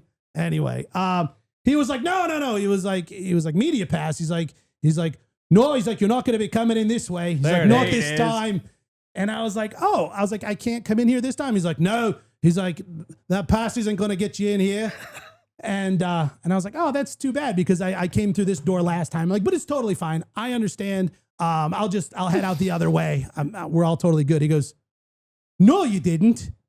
And I was like, what? He's like, no, you didn't. You didn't come in this way before. And he's like, and you're not going to be coming in here this way again. And I was like, oh, that's totally fine. I was like, but I'm just letting you know I did. Like yesterday, I just came to the store. Again, I'm not trying to come in this way. I would like my truth to be heard. And I did come in. He's like, no, you didn't. And I was like, why are you arguing with me? I was like, I did. He goes, no. He was like, I was up here all day yesterday and I'm up here all day again today. And there's not a chance you got past me. And I was like, well, you weren't the guy here. Maybe you were on lunch or something. I'm like, no, I'm like going back. I'm not even trying to come in this door anymore. And I want like truth to exist. And he's like, no, you didn't, and I was like, well, yeah, I did. And he was like, not a chance. You're not going to pull one over on me. You're talking quick, thinking you're coming in here with your media pass. Not a chance. And I was like, okay, dude, all good. I'm going to head out of here. But I just want to say thanks for volunteering. Hope you enjoy your day with your soggy socks out here in the rain. But for the record, and hand on the Bible, I did come in this way. And he's like, oh, no, you didn't. And as I just turn, I walk away, and I was just like, I'm not even trying to start something with this guy. I want to be believed. That's it for no reason. And I turned to walk away, and I was just like, yes, I did. And I take a few more steps, and he's like, no, you didn't. It's like one last time. No, you didn't. I feel like I come to say, dude's soul just to mess with Why you. can't our accents sound that cool? Here's the thing, we don't hear them. Like when I leave somewhere like it's Texas, they're like, where are you from? Like Chicago. And they're like, oh yeah, I could tell. I'm like, wonder what we sound like to other people. We almost sound a little bit like LA. No, you don't. No, you don't. Yeah. Well, that's fun. It was totally fun. I was just like, I want this guy to be like, I wanted him to be more like, oh, well, I understand you did this before. And, but it's just that pass doesn't get you in this way. So I'm sorry, not today. Not a, no, you didn't. When I was reading You're that not text, gonna I sneak could one by me. see you going like this, and then you're like, no, he didn't. He's like, Yeah. What's so funny is I don't know who was more childish in this exchange. well, when could Dan tell- went with the soggy sock thing, I Right? could tell that he was having fun with them after a certain without point. a doubt. He goes, Oh, I'm just going to Dan sit was here to pissed. start some stuff. Well, not pissed. That's It was not the right word. It was like the injustice of not Yes. believing my word. Like, nobody will call me a liar. yeah, that's you what aren't it going to was. put one past me? Yeah, he was like, not going to be sneaking in here by me. Not a chance. Told It's you with funny the because when you media do that pass. to Dan, it takes him like only 2 or 3 times, and then he realizes you're messing with him, and he's like, "Oh." What was the build of the guy? He looked like Short, stubby. yeah, shaved Josh, head. Rich, or Gary? I would none of the above. He looked like he heads out to the pub and picks one with whoever needs one. He looked like he was a scrappy dude. Might end up out in the alley with doing some fisticuffs. So I was careful. I didn't want to get into one. Dealing with Conor McGregor. No, you didn't. Those are the types of boys that if you fight them, you have a drink with them after, though. yeah, and tell stories. Well, that's and- what happens in Ireland. 100%. So talking about the craziness of Ireland and when you were there and the whole course and everything, how you were saying like Yeah. the fairways are so small and everything like that. How crazy is it that their course is so bad, the balls will get embedded in the grass and Rory hits his ball Oh and hits my another ball God. out and Yes. didn't even see it. Yeah, the Like- magic second ball. It's so crazy. Well, and like Rory said in his post-round interview, he goes, "This can only happen at links golf courses." Right. He was like, "Where this craziness of the ground and everything we have here, for there to just be a ball you can't even see happens to be right in front of where you're swinging," which makes you wonder, like, how many are out there? I mean, like, you know what I mean? Hundreds. And like at any other tournament course, like fans are picking up any ball that they find immediately. Yes. I would say out there that there are so many going unpicked up because they could be anywhere. Rory hits it over into the right side rough, steps up behind his ball, takes a solid Rory swing, puts a good strike on it, and out of nowhere, as the club comes through, a second ball just hops up, bounces around a few times, and lands down by his feet. And you see him, he's watching his ball fly and realizes, wait, I just saw something. And he looks down and there he is. He picks it up and he's holding it. And even the crowd's like, what? Like, what is happening? Here's the part I thought that was interesting. So when, social media and all that stuff, people started asking like, well, isn't that a penalty? He hit the wrong ball. But he hit the right ball at the same Yeah, but time. it wasn't his intention to. That was the clarification that was important to be made. I saw an awesome recap of this on TikTok. Yes. It was with a certain person who I'm sitting across the table from. I did like a live on the scene sort of recap of this. So, for those of you who didn't see it, that was it. So I kind of dove into the rules here to figure out like, is this speculation? Is it really hitting the wrong ball? Because the night before we had the thing with Shane Lowry and his ball that barely moved. And now we have another weird sort of scenario with a second ball. And that was the point that was pretty clear once I kind of went through it all, is it's about intention. And the fact that he found his ball, stepped up to hit his ball and struck his ball. Anything else that happens does not matter. If he walked up to the wrong ball, hit his, and then found his somewhere else, if any of these other things, but because it was his intent and plan to hit his proper ball, whatever else happens doesn't matter.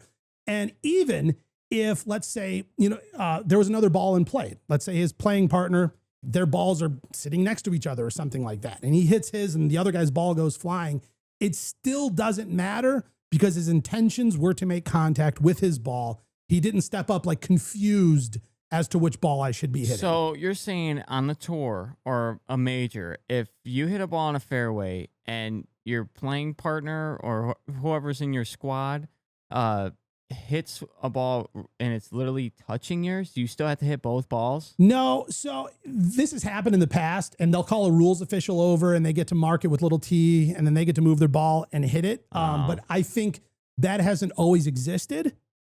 There was a point in time, even, you weren't allowed to mark your ball on the green. It had to stay, and the guys would like chip over. They would have to chip over your Bobby ball. Jones made a great lesson Yeah. on how to do it. Groundskeeper had to hate that. Yeah. So there was a period of time where marking a ball and moving it wasn't an option. So even in that era, if you strike your ball and the other guy goes flying, it's still not striking the wrong ball scenario. I have one quick question for you. Yeah? Did you at least putt or hit one ball in Ireland just to say you did it? I did not. I didn't hold a club. I don't even think That's insane. I touched a golf ball. The very last day when I was heading out of town, I was on a 2:25 p.m. flight out of Dublin, about 3 hours away from where I was staying. And I'm like thinking, I was like, man, if I kind of do this math right, I could like sneak in maybe like 9 holes. God, I would have done it. But I get it. Well, so I get it. I look at the weather and it was like 100% rain. No all the way shoes, wear through. swimwear. So now you're soaking wet to go on a long it. flight. Don't care. I've got international flight and all that. And here's what I told myself. I said, you know what? I know you don't care, but in respect for golfing in Ireland, I'm like, I'm going to go out and play 9 holes by the airport and with rental clubs in the middle of the rain.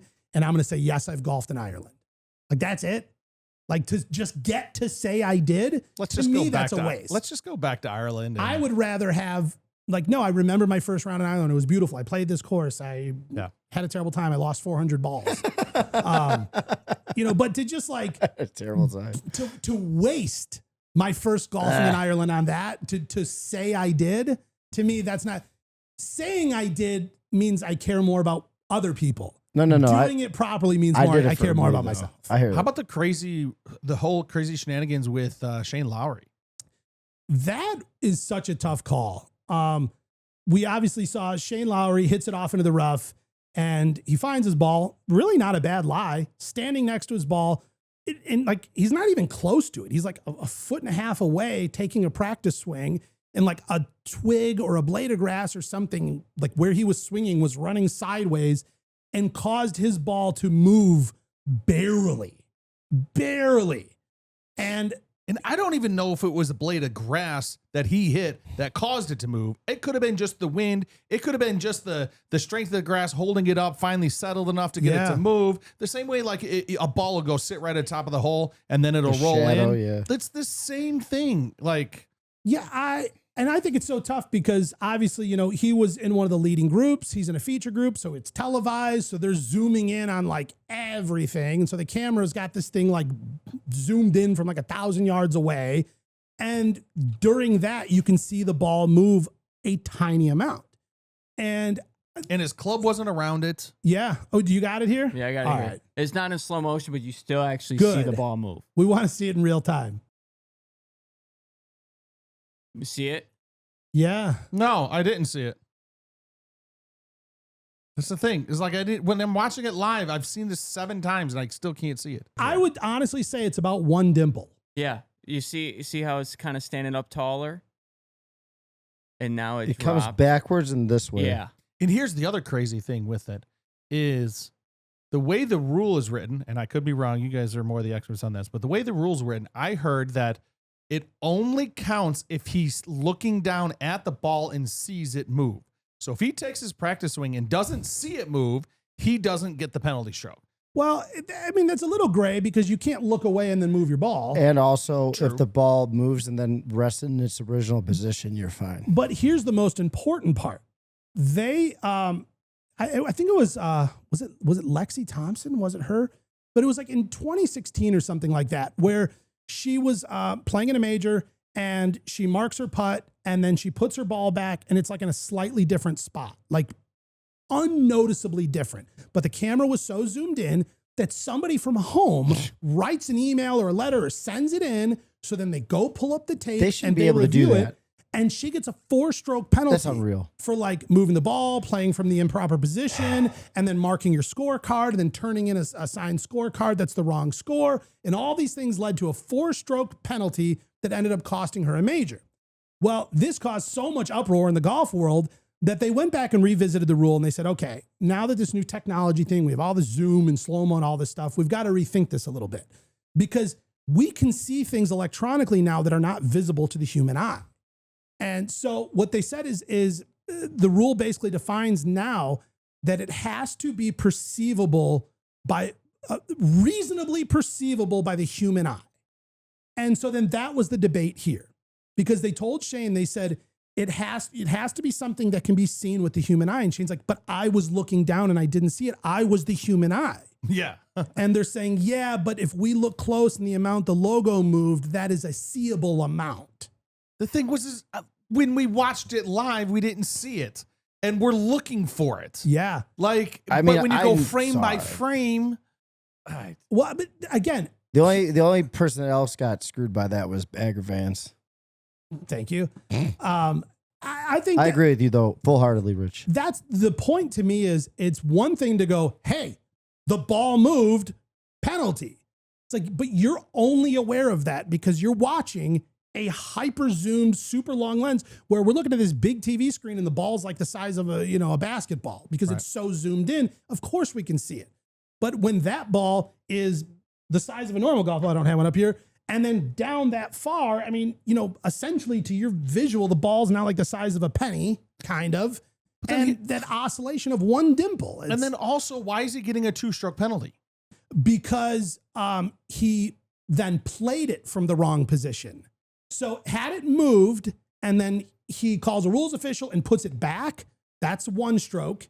But it moved and he didn't put it back and he played it, that's the 2nd stroke. See, that's dumb. Is this before or after he made his own personal Grand Slam? What? Personal Grand Slam? He has said this place in every major. I guess this we're year. dropping F-bombs now. But go Sorry, ahead. well, my bad. But he said that in every major this year. It's hard not to. He did. He dropped that the day before at the Open. And so we're all sitting in the media center and we're waiting for Shane Lowry to come out. And it was a while because they're in there and they're going back and forth with the rules officials and him.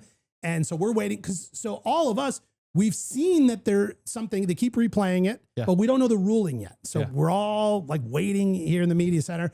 And he comes walking out and explains what happened. And he's like, yeah, we went back and reviewed the video. So in my mind, I'm just like dying laughing at this scenario. They're like, hey, Shane, we want you to see the video so you can see what happened. And they play the one where he says, F this course. And they're like, oh, sorry, wrong video. It was actually this one here. That's the actual video we want you to see where your ball moves. If Shane can say it, we can say it. Do we have that clip or no? Yeah, I got it. But I mean, the question with the 2-stroke penalty, if you move the ball, that should be a stroke. Yeah. First of all, I think that was unperceivable and they just should have left it be. But okay, so they move the ball. As soon as they move the ball, okay, that's a stroke. Then he plays the ball. Well, of course he hit the ball. Like he hit it with the grass blade that causes it to move. That's a stroke. Why is that a penalty? Well, because if you're going to call the first one, then that means he should have put it back. No, but what I'm saying is he caused the ball to move with his club. He swung the club, which hit grass that made the ball move. And so let's say he did see it. You're supposed to put it back. No. But you played the ball. No, because you're not in a forward motion. He was in a forward motion. motion. No, he was bringing it back. No, he brought it back. Rewatch it. He brought it back. Then he swung in a forward motion next to the ball. Before he brought it forward, it moved backwards. That took the grass to push the ball. Yeah. Let's hear him say F this. No, don't go left. As well. Off.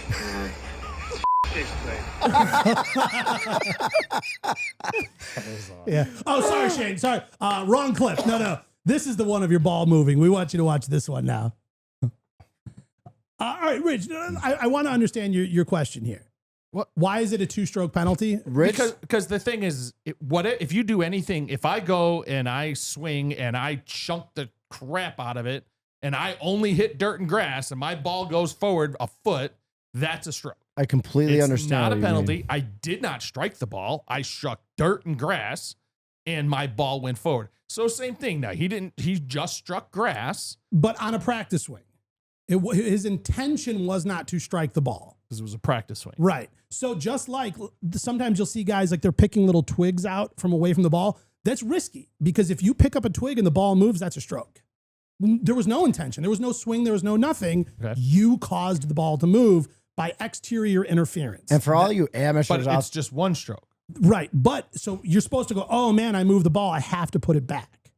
And now if you play it from there, from the improper position, that's the second penalty. And all you guys that are in the woods and you're trying to swing out of the woods and you have like a tree branch and I see you knocking down an entire tree. Like if you take a swing or knock anything off that tree, it's a 2-stroke penalty.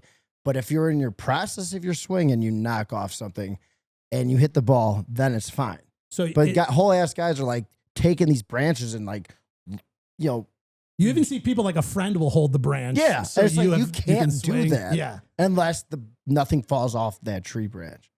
Now, the interesting thing was though is he said he kind of clarified the point. He goes, in golf you call your own penalties, right? And he goes, so it was up to him to agree to this which he did not, and call it and write it down. But the problem is, let's say he goes, I don't agree with this. If I look at these rules and I look at what happened, I don't agree with this. I'm not calling this on myself. Well, then if the officials go, yes, but we do, and you've now signed an improper scorecard, DQ. so you have, is it 2 more stroke penalty or is it a full DQ? That's a DQ. So that's the problem. So he's left in this position. Catch 22. Right. And the last and final part he said, he goes, I'm not going to have my name talked about that like that. He goes, where people are going to go, oh, he moved his ball and they didn't mark it and this and that. And he goes, and so now he goes, what does that do for me and what everybody says about me? He goes, it's also about my integrity. He goes, so I am taking the penalty. I don't agree with it. He goes, but it is what it is. And all we can do is come back out here and play tomorrow. And that's 100% right, because like karma, like we were playing a 2v2 and I hit in the water. And then one of the guys I was playing with on my team goes, we're right there. I go, no, we're not. I hit in the water. And they just asked, where's your ball? And like in my head, they saw it go in the water. And I'd rather take a stroke penalty, lose $150 than to have anybody say I cheat. So I go, F that. I dropped it. We took the penalty. I put it 2 feet and we made the birdie putt and it actually won 7 skins within that one hole. Doing it right. I don't Golf gods were understand watching. these dudes that think that cheating is, I don't get it. I don't know. Rock it out. I don't know. A ton of the talk this last week was about Wyndham Clark stomping in the lockers at Oakmont. I don't know why. This has been out for a while, but somehow we're all talking about it this week. I heard he got banned. Banned with the caveat of he can be unbanned if he does certain things. And one was what was like an apology, a substantial donation to a foundation of Oakmont's choice, and then paying for the repairs. Totally agree. In all in the whole thing. I have no idea why though, but somehow this was like the talk of the week that this was all. I'm like, guys, this was over a month ago. Like we know he stomped in these lockers, but Will he do it here? Could you imagine? It's like He does it everywhere. This is trademark. and he just keeps saying like, I'm so sorry. I got a lot of things going on. He could get it back. He could. So his reinstatement requires covering damage costs, donating to charity, and completing anger management. Oh, that's right, classes. anger management. Oh my God, I ain't doing it. No way. Do you? I mean, because the U.S. Open is going to be coming back to Oakmont, I think, in like 9 more years or something like that. So does he wait 9 years?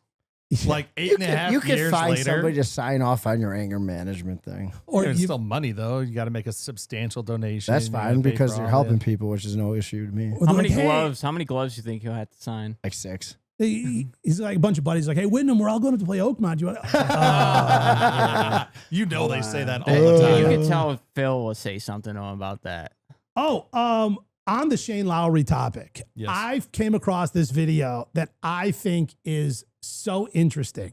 We talk so much in golf about your grip, about grip pressure, and seeing this Shane Lowry swing, look at how relaxed his hands are, especially the non-glove, the trail hand.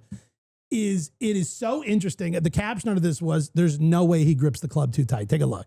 That's so crazy. It's 100% That's so something that you crazy. should do. Like it's almost like he's just swinging with his left hand, and that's it. Yeah. It's like the hand is just like floating on there. Like almost like it could just like let go. Like his right one is just barely holding, but his left one is the one he's just swinging one-handed with a guider. The crazy thing that I wonder is like, is this like a small flop shot? So is he just that relaxed? No, that it he's was like a kinda- drive iron because you could see it's a graphite Ventus shaft. Ooh, I have one of those. Yeah. So this is a full swing, big hit, big Drive. club. Yeah, we're not going like Matt Fitzpatrick cross hand on a little bump and run. You know what I Yeah. mean? My left hand's like 10%. My right hand's like 80%. Can I, as I can I say. give a take? Sure. Yeah, go ahead.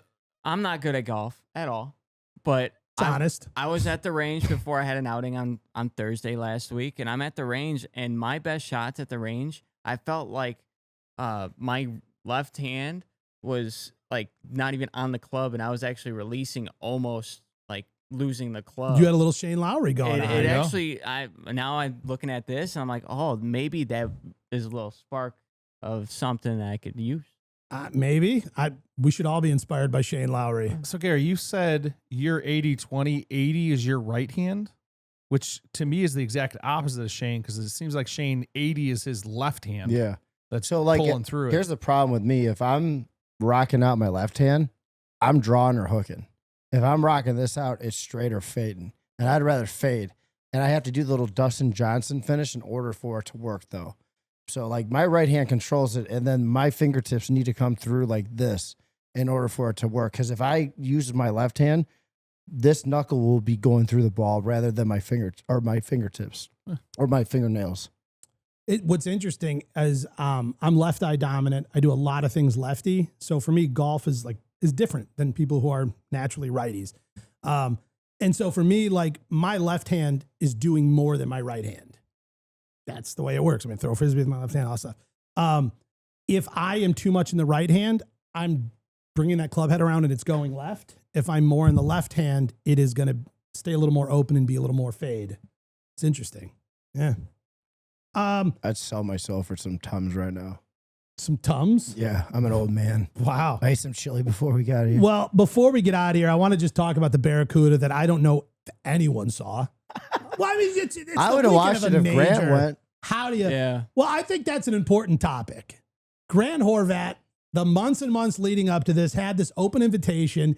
He went to Scottie, asked for some advice, kind of brought it up on social media a few times, and finally came out and said, I will not be accepting this sponsorship exemption to come in and play the tournament. Did you hear his reasoning why? That came out a little bit after, and it shed a lot of light on it. And it wasn't sense. It wasn't at all about, we find out it wasn't about him. Do I want to play competitively? Do I want to take up a spot of somebody else who should be in this tournament? Whatever. We find out that he was denied by the PGA Tour the ability to film and post and do his social media thing, his YouTube videos, any part of his round. And I'm like, okay, well, you know, I'm sure he's got like a whole camera crew and they got like mics on like the sticks and all that. And he said, no, it was one guy. He just wanted one guy out by the ropes. What's Like, that that was kid's name it. again? Sky? I have no clue. Yeah. I don't know. That's crazy. I didn't That's hear why- that. It was Yes. one guy by the Camera guys. ropes. That's Guy. why he's there anyways. I love that kid. So here's my sort of question that I'll throw out there. Who do you think is, I'm not going to say wrong, but who do you think is less right? Is it Grant Horvat for turning it down because he couldn't film it and do his thing? Is it the PGA Tour not making accommodations for Grant to do his thing, which is the whole reason you invited him? But remembering that it could open a can of worms because all these golfers are starting YouTube channels and we all want videographers out here. I say it's mostly on the PGA Tour because he was a sponsor's exemption or exempt from being a social media influencer Yes. and being one of the best golfers. He's won Creator Classic. If they should have gave the reason why he got the sponsor's exemption. If that was the case, if it was because he won the Creator Classic, that's one thing. I'm like, okay, maybe. But if it's because he's a social influencer and Superstar. and a superstar YouTuber, he should be able to record that stuff. This is like a catch-22 because there's so many ways to look at it. First off, he's making money off of this, and this is why he's invited to the thing in the first place.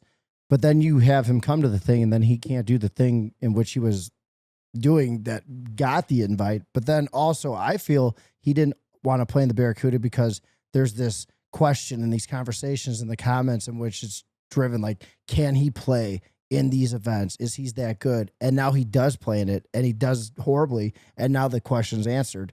And now that hoopla that brings people to his, content. But we learned that hypothetical didn't exist in this scenario. So- he agreed to do it. Sure. So all of that, whether I do well or not, what people think of me, was kind of thrown out the window for him. True. And the other thing was thrown out because was it about a month or two ago he played in a Corn tournament. Ferry, but it was a pro-am. It was a pro-am, but so you Did got wonderfully. right. But the thing is, so it's I don't think that holds much water because we've seen how he plays. But that's he's what I'm played in saying. the I pro-ams don't and stuff agree like or disagree to either one of those. It's just like critical thinking of both things. And then it's also like you can't give somebody special treatment for something. Sure, at you this. can. You can do whatever you want. Well, If you own the event, you can do whatever you want. Well, but here's a question that we haven't brought up yet. Go ahead. Was it on CBS or NBC and they already had those rights locked down and so they weren't allowed to get that? So maybe was it CBS that said no because they had the contract with the exclusive video rights for that tournament? Well, which 100%. Good question. 100%. And that's why even in our media passes, when we go out, we can only film during practice rounds. And And once the tournament starts, you can't film any part of the competitive play. And that's what I think needs to change with the PGA. But you here can't, was or my you thought. can't post. You could film for you. When I have a media pass on, nothing I do is for me. Yeah. At that point, I can't be allowed in these certain spaces and Makes- go, yeah, oh, but this is for my own I understand. 100%. personal record. Yep, I get it. So I'm functioning the entire time as a media representative, regardless of what I do. But I do feel like there could have been room for some creativity on the side of the PGA Tour or the broadcast partner, whoever it is, to say, okay, you know what? No, you can't come out here and film because that opens a can of worms. Everybody's got a YouTube channel. We get the whole thing. But we are going to have a camera that's following your group, which as a media partner, we will share access to that with you. I love that. You said what I was thinking. That's so And do you know what's funny too? PGA Tour skipped out. You know, he'll post this on YouTube and have a lot more views than what the people were watching. For sure. Yeah. How many people watched the Barracuda? No one. How many people would have watched the Barracuda? All right. I would have. Pop quiz. Hot shot. Aside from a trophy, what else do you win if you win the Barracuda? Oh, I know. I'm I assuming a can't say. fish. Nope. Like, no, you don't get It's a way big dumber. Barracuda fish. No. A Get it? jacket. You get an e-bike. So we know, like, Wait, Is that at least what? a nice there one? it is. Yeah. No, you get an e-bike. Oh, I kind of want that. I know, it looks kind of fun. But I just think it's hilarious that And a boot? yeah, you know, like at Charles Schwab, you win like whatever, like the cool, sweet, renovated vehicle of the year. Damn, They that have thing like looks a badass, Corvette though. Stingray. The Valero, you get a pair of custom boots as well as like a Stetson hat. You know, whatever. I just thought it was funny at the Barracuda that you get an e-bike. I don't know why. That cracked me up. That could have been grand. Oh, I should have remembered that because what's his name? Nick Dunlap won last year. Did he? And he was cruising around on there. I do like the WWE tag team belts, though, for Zurich. That's not tag team belts from the WWE. at Never mind. all. Filter comment. That is. But who's the guy? What's the guy's name who won? Who's sitting on the sweet e-bike? Ryan Gerard. Ryan Gerard has Ben Griffin to credit for this win. Hold So on. there's a screenshot that was put out of a text message conversation between Gerard and Griffin. Gerard says, "Hey, I am the second alternate at the Open. Do you think it's worth flying out in case, or only fly out if I become first alternate?" And he says, "No, man, go win the Barracuda." Yeah, so fly Yes. out there? So instead of flying to the Open and to be maybe an alternate, Yeah. he just stuck with and played the Barracuda and won. Wow. Which is what Ben Griffin told him to do. He goes, "Don't come out here to sit around and be an alternate and maybe not get on, waste Yeah. your time. Go there, go play, go win the that." Barracuda. Kind of fun. Yeah, super fun. How much money did you get? Do you know? I think it was like $400 and then a Costco gift card. I'm not sure. And a sweet new ride. No, I know. Probably like 1.2 is my guess. I'll tell you something. I'm excited for Friday. Okay. What do you got going? You heading up to, you got like reservations on You the Red getting your Lobster? hair cut. No. Are we ready? I didn't know if we were ready to switch. Hold on. Rich, do you have the answer? I do have the answer before we jump over. How much you won at the Barracuda? The Barracuda Championship prize money was a $4 million payout overall. That's the whole entire purse. Correct. He won Yeah. $720,000. I swear to God, I said 700,000 in my head. Like, Moving on. Which is it's 18% of the purse. Runner up got 436, and third place earned 276. is that in fact the lowest paying PGA Tour event? I did not. I don't. That Because I can- it like I think even like the purse at the John Deere is like 9 million or something they 900,000. divide up. With like a $1.1 million first place prize. I All right. think that is the lowest. Yeah. All right, Josh, Friday. What's happening? Guys, the moment we've been waiting like a year I and bet a it's half wrestling. for. Scottie Scheffler. Oh, Happy Gilmore Happy too. Gilmore 2 comes out on Friday. Oh, nice. Oh, did you guys see the pictures of Scottie at the premiere with his trophy? No. Oh, yeah. I saw the picture. I don't have it It's here. a little but- Bryson-esque. He's Yeah. marching it around, showing it off a little bit. The claret jug. But yeah, can I talk about like the movie a little bit? Sure. I don't know anything about it. How do you? Because I looked it up. I can do it Nice. right now. right. So, Adam Sandler returns as Happy Gilmore, now coming out of retirement to support his daughter's ballet dreams. With some of the original cast reprising the roles. Julie Bowen as Virginia Bennett, Christopher McDonald as Shooter McGavin, Ben Stiller as Hal L. Dennis Dugan is Doug Thompson. I think that's the guy that was like the reporter guy. And then Kevin Nealon as Gary Potter. Those guys are coming back, but new stars. Star-studded movie, I'm telling you.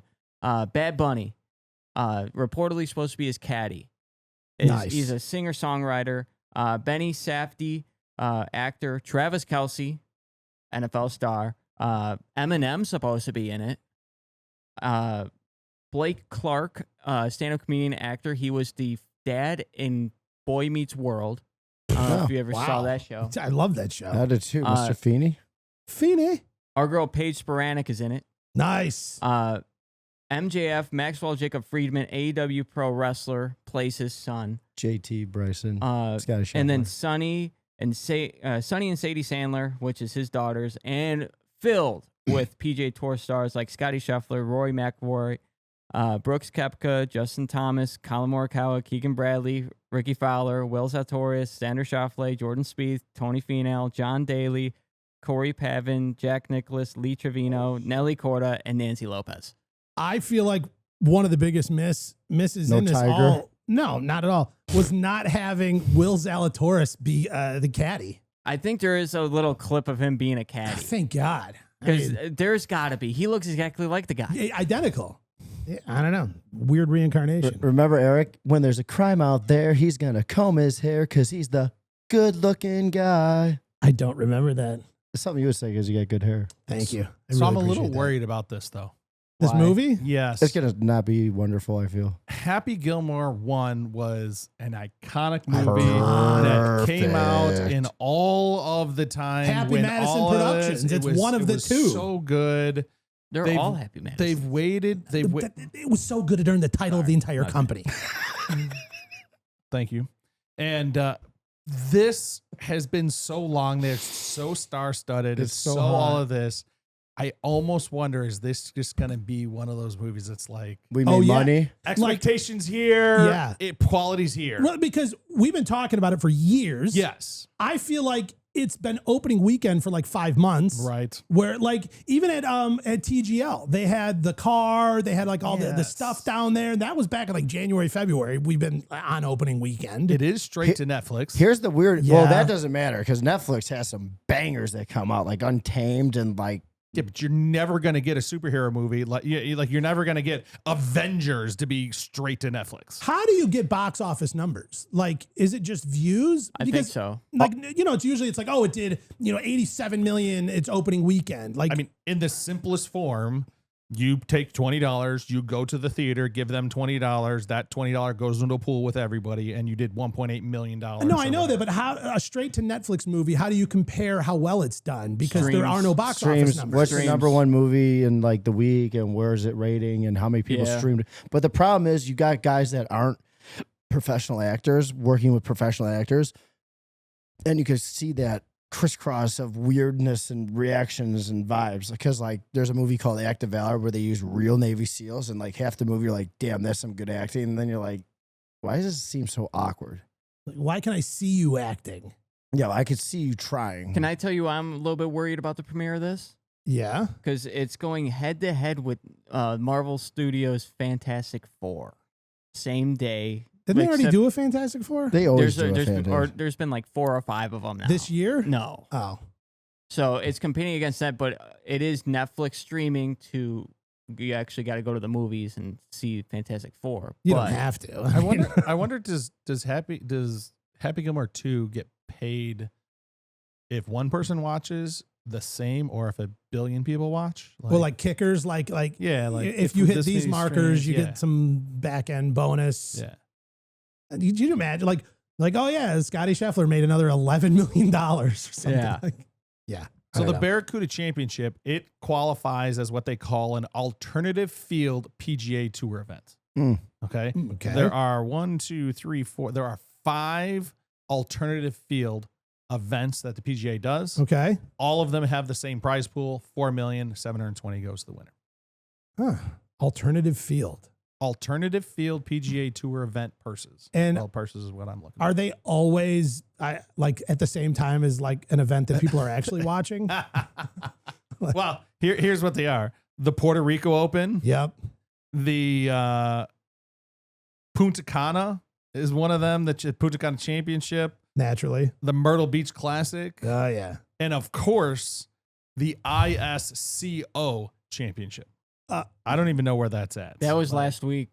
Or Yeah. not, it wasn't, That's it why wasn't, the U.S. Open was going. it was the week before. No, it was the week before the Open. Oh, last but not least, my media gifts. Oh, yeah. Yeah. So this was one. This time they gave us a hat. It's kind of fun. That was the media gift. No. Saw Very that. nice. Yeah, I don't love those kind of bags. I agree with Oh, that. I like those. But it's You fun. do? Yeah. It's weird. Put your ponytail through it. Hey, It's the hey. same thing as a snapback. It's actually not. more comfortable than a It's very snapback. similar No, to it's a not snapback. because in a Put your ponytail through snapback, it. if it's a little too tight, go over like one snap. Like not like, I don't know, like Yeah, but 7/8 of an inch. But you're limited to the snaps. Where this one Okay. you can go any kind. you know, all right, whoever owns the most hats gets to be the reigning opinion on that this. has nothing to do with it. All right, next thing. Not even close. we You own a bigger house, so then therefore you get the opinion. yeah, that I know houses, what everything like- is about everything. This is the other one. We got a nice little media journal here. Oh, that's cool. I get a lot of. I think I probably have like 20 of these now. Did you grab a bunch God every damn. time? You just grab one. No, I get one every time, and that's how many I have now. Oh, I thought you were like gathering them up No. when you were there. And then there was this cool little refillable water bottle that I lost the first day. Nice. So I don't have that. Immediately lost that. And then a couple things I grabbed. You guys know me. I'm a sucker for a pin. I like to put it on my Media Pass lanyard. But I lost this. The flare. So you had Yeah. to buy one. No. It He's was like just in- it was in the bottom of my backpack, and I found it when I got home, and I was like digging out my chargers and like, stuff. I was like, He's oh, like my an pen. Office Space Jennifer Aniston wearing the flare. I know. And then of course I always like to have like a solid ball marker. Grab one of those. This is the stuff right by the cash register where you're just Oh, like, yeah. oh, and then I'm just gonna get gum and like other Like stuff. $150 of extra. Yeah.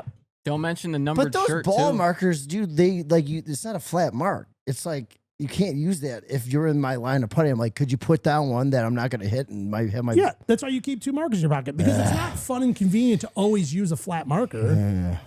where you got to like use your fingernail to like pick it back out because it's got like the spike and it sticks in. Stick it in. Now, or you just side mark your ball with the humongous ball marker. What else do you get? Well, the last thing is I bought this for a game where we could play and for you guys to win some ball markers from the Open, but we ran out of time. So somebody come up with the game. We'll play it next week, and winner gets to pick first. Fist fight. All right. Wrestling? Next week, we are going to have No. real wrestling or totally scripted fake wrestling? I'll do fakes. I can do both. All right, nice. Well, that's right. You are a Nacho Libre. You- I saw the footage.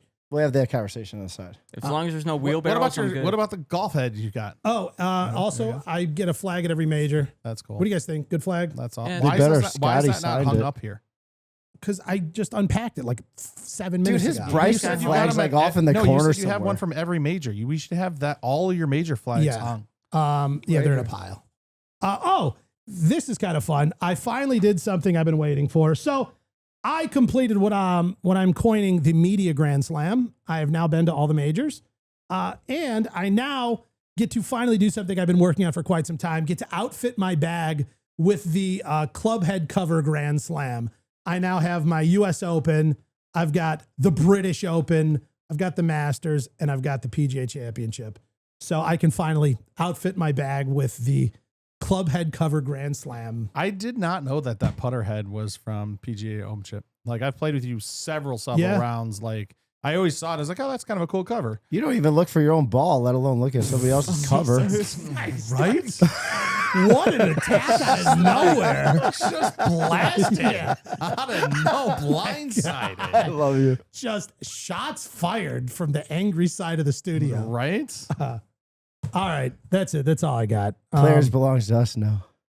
I don't know. You guys got anything else? We covered all? No. All right. Well, that's it for this week on the Dan's Golf World Show, brought to you by the one and only Sports Illustrated. Thanks, man.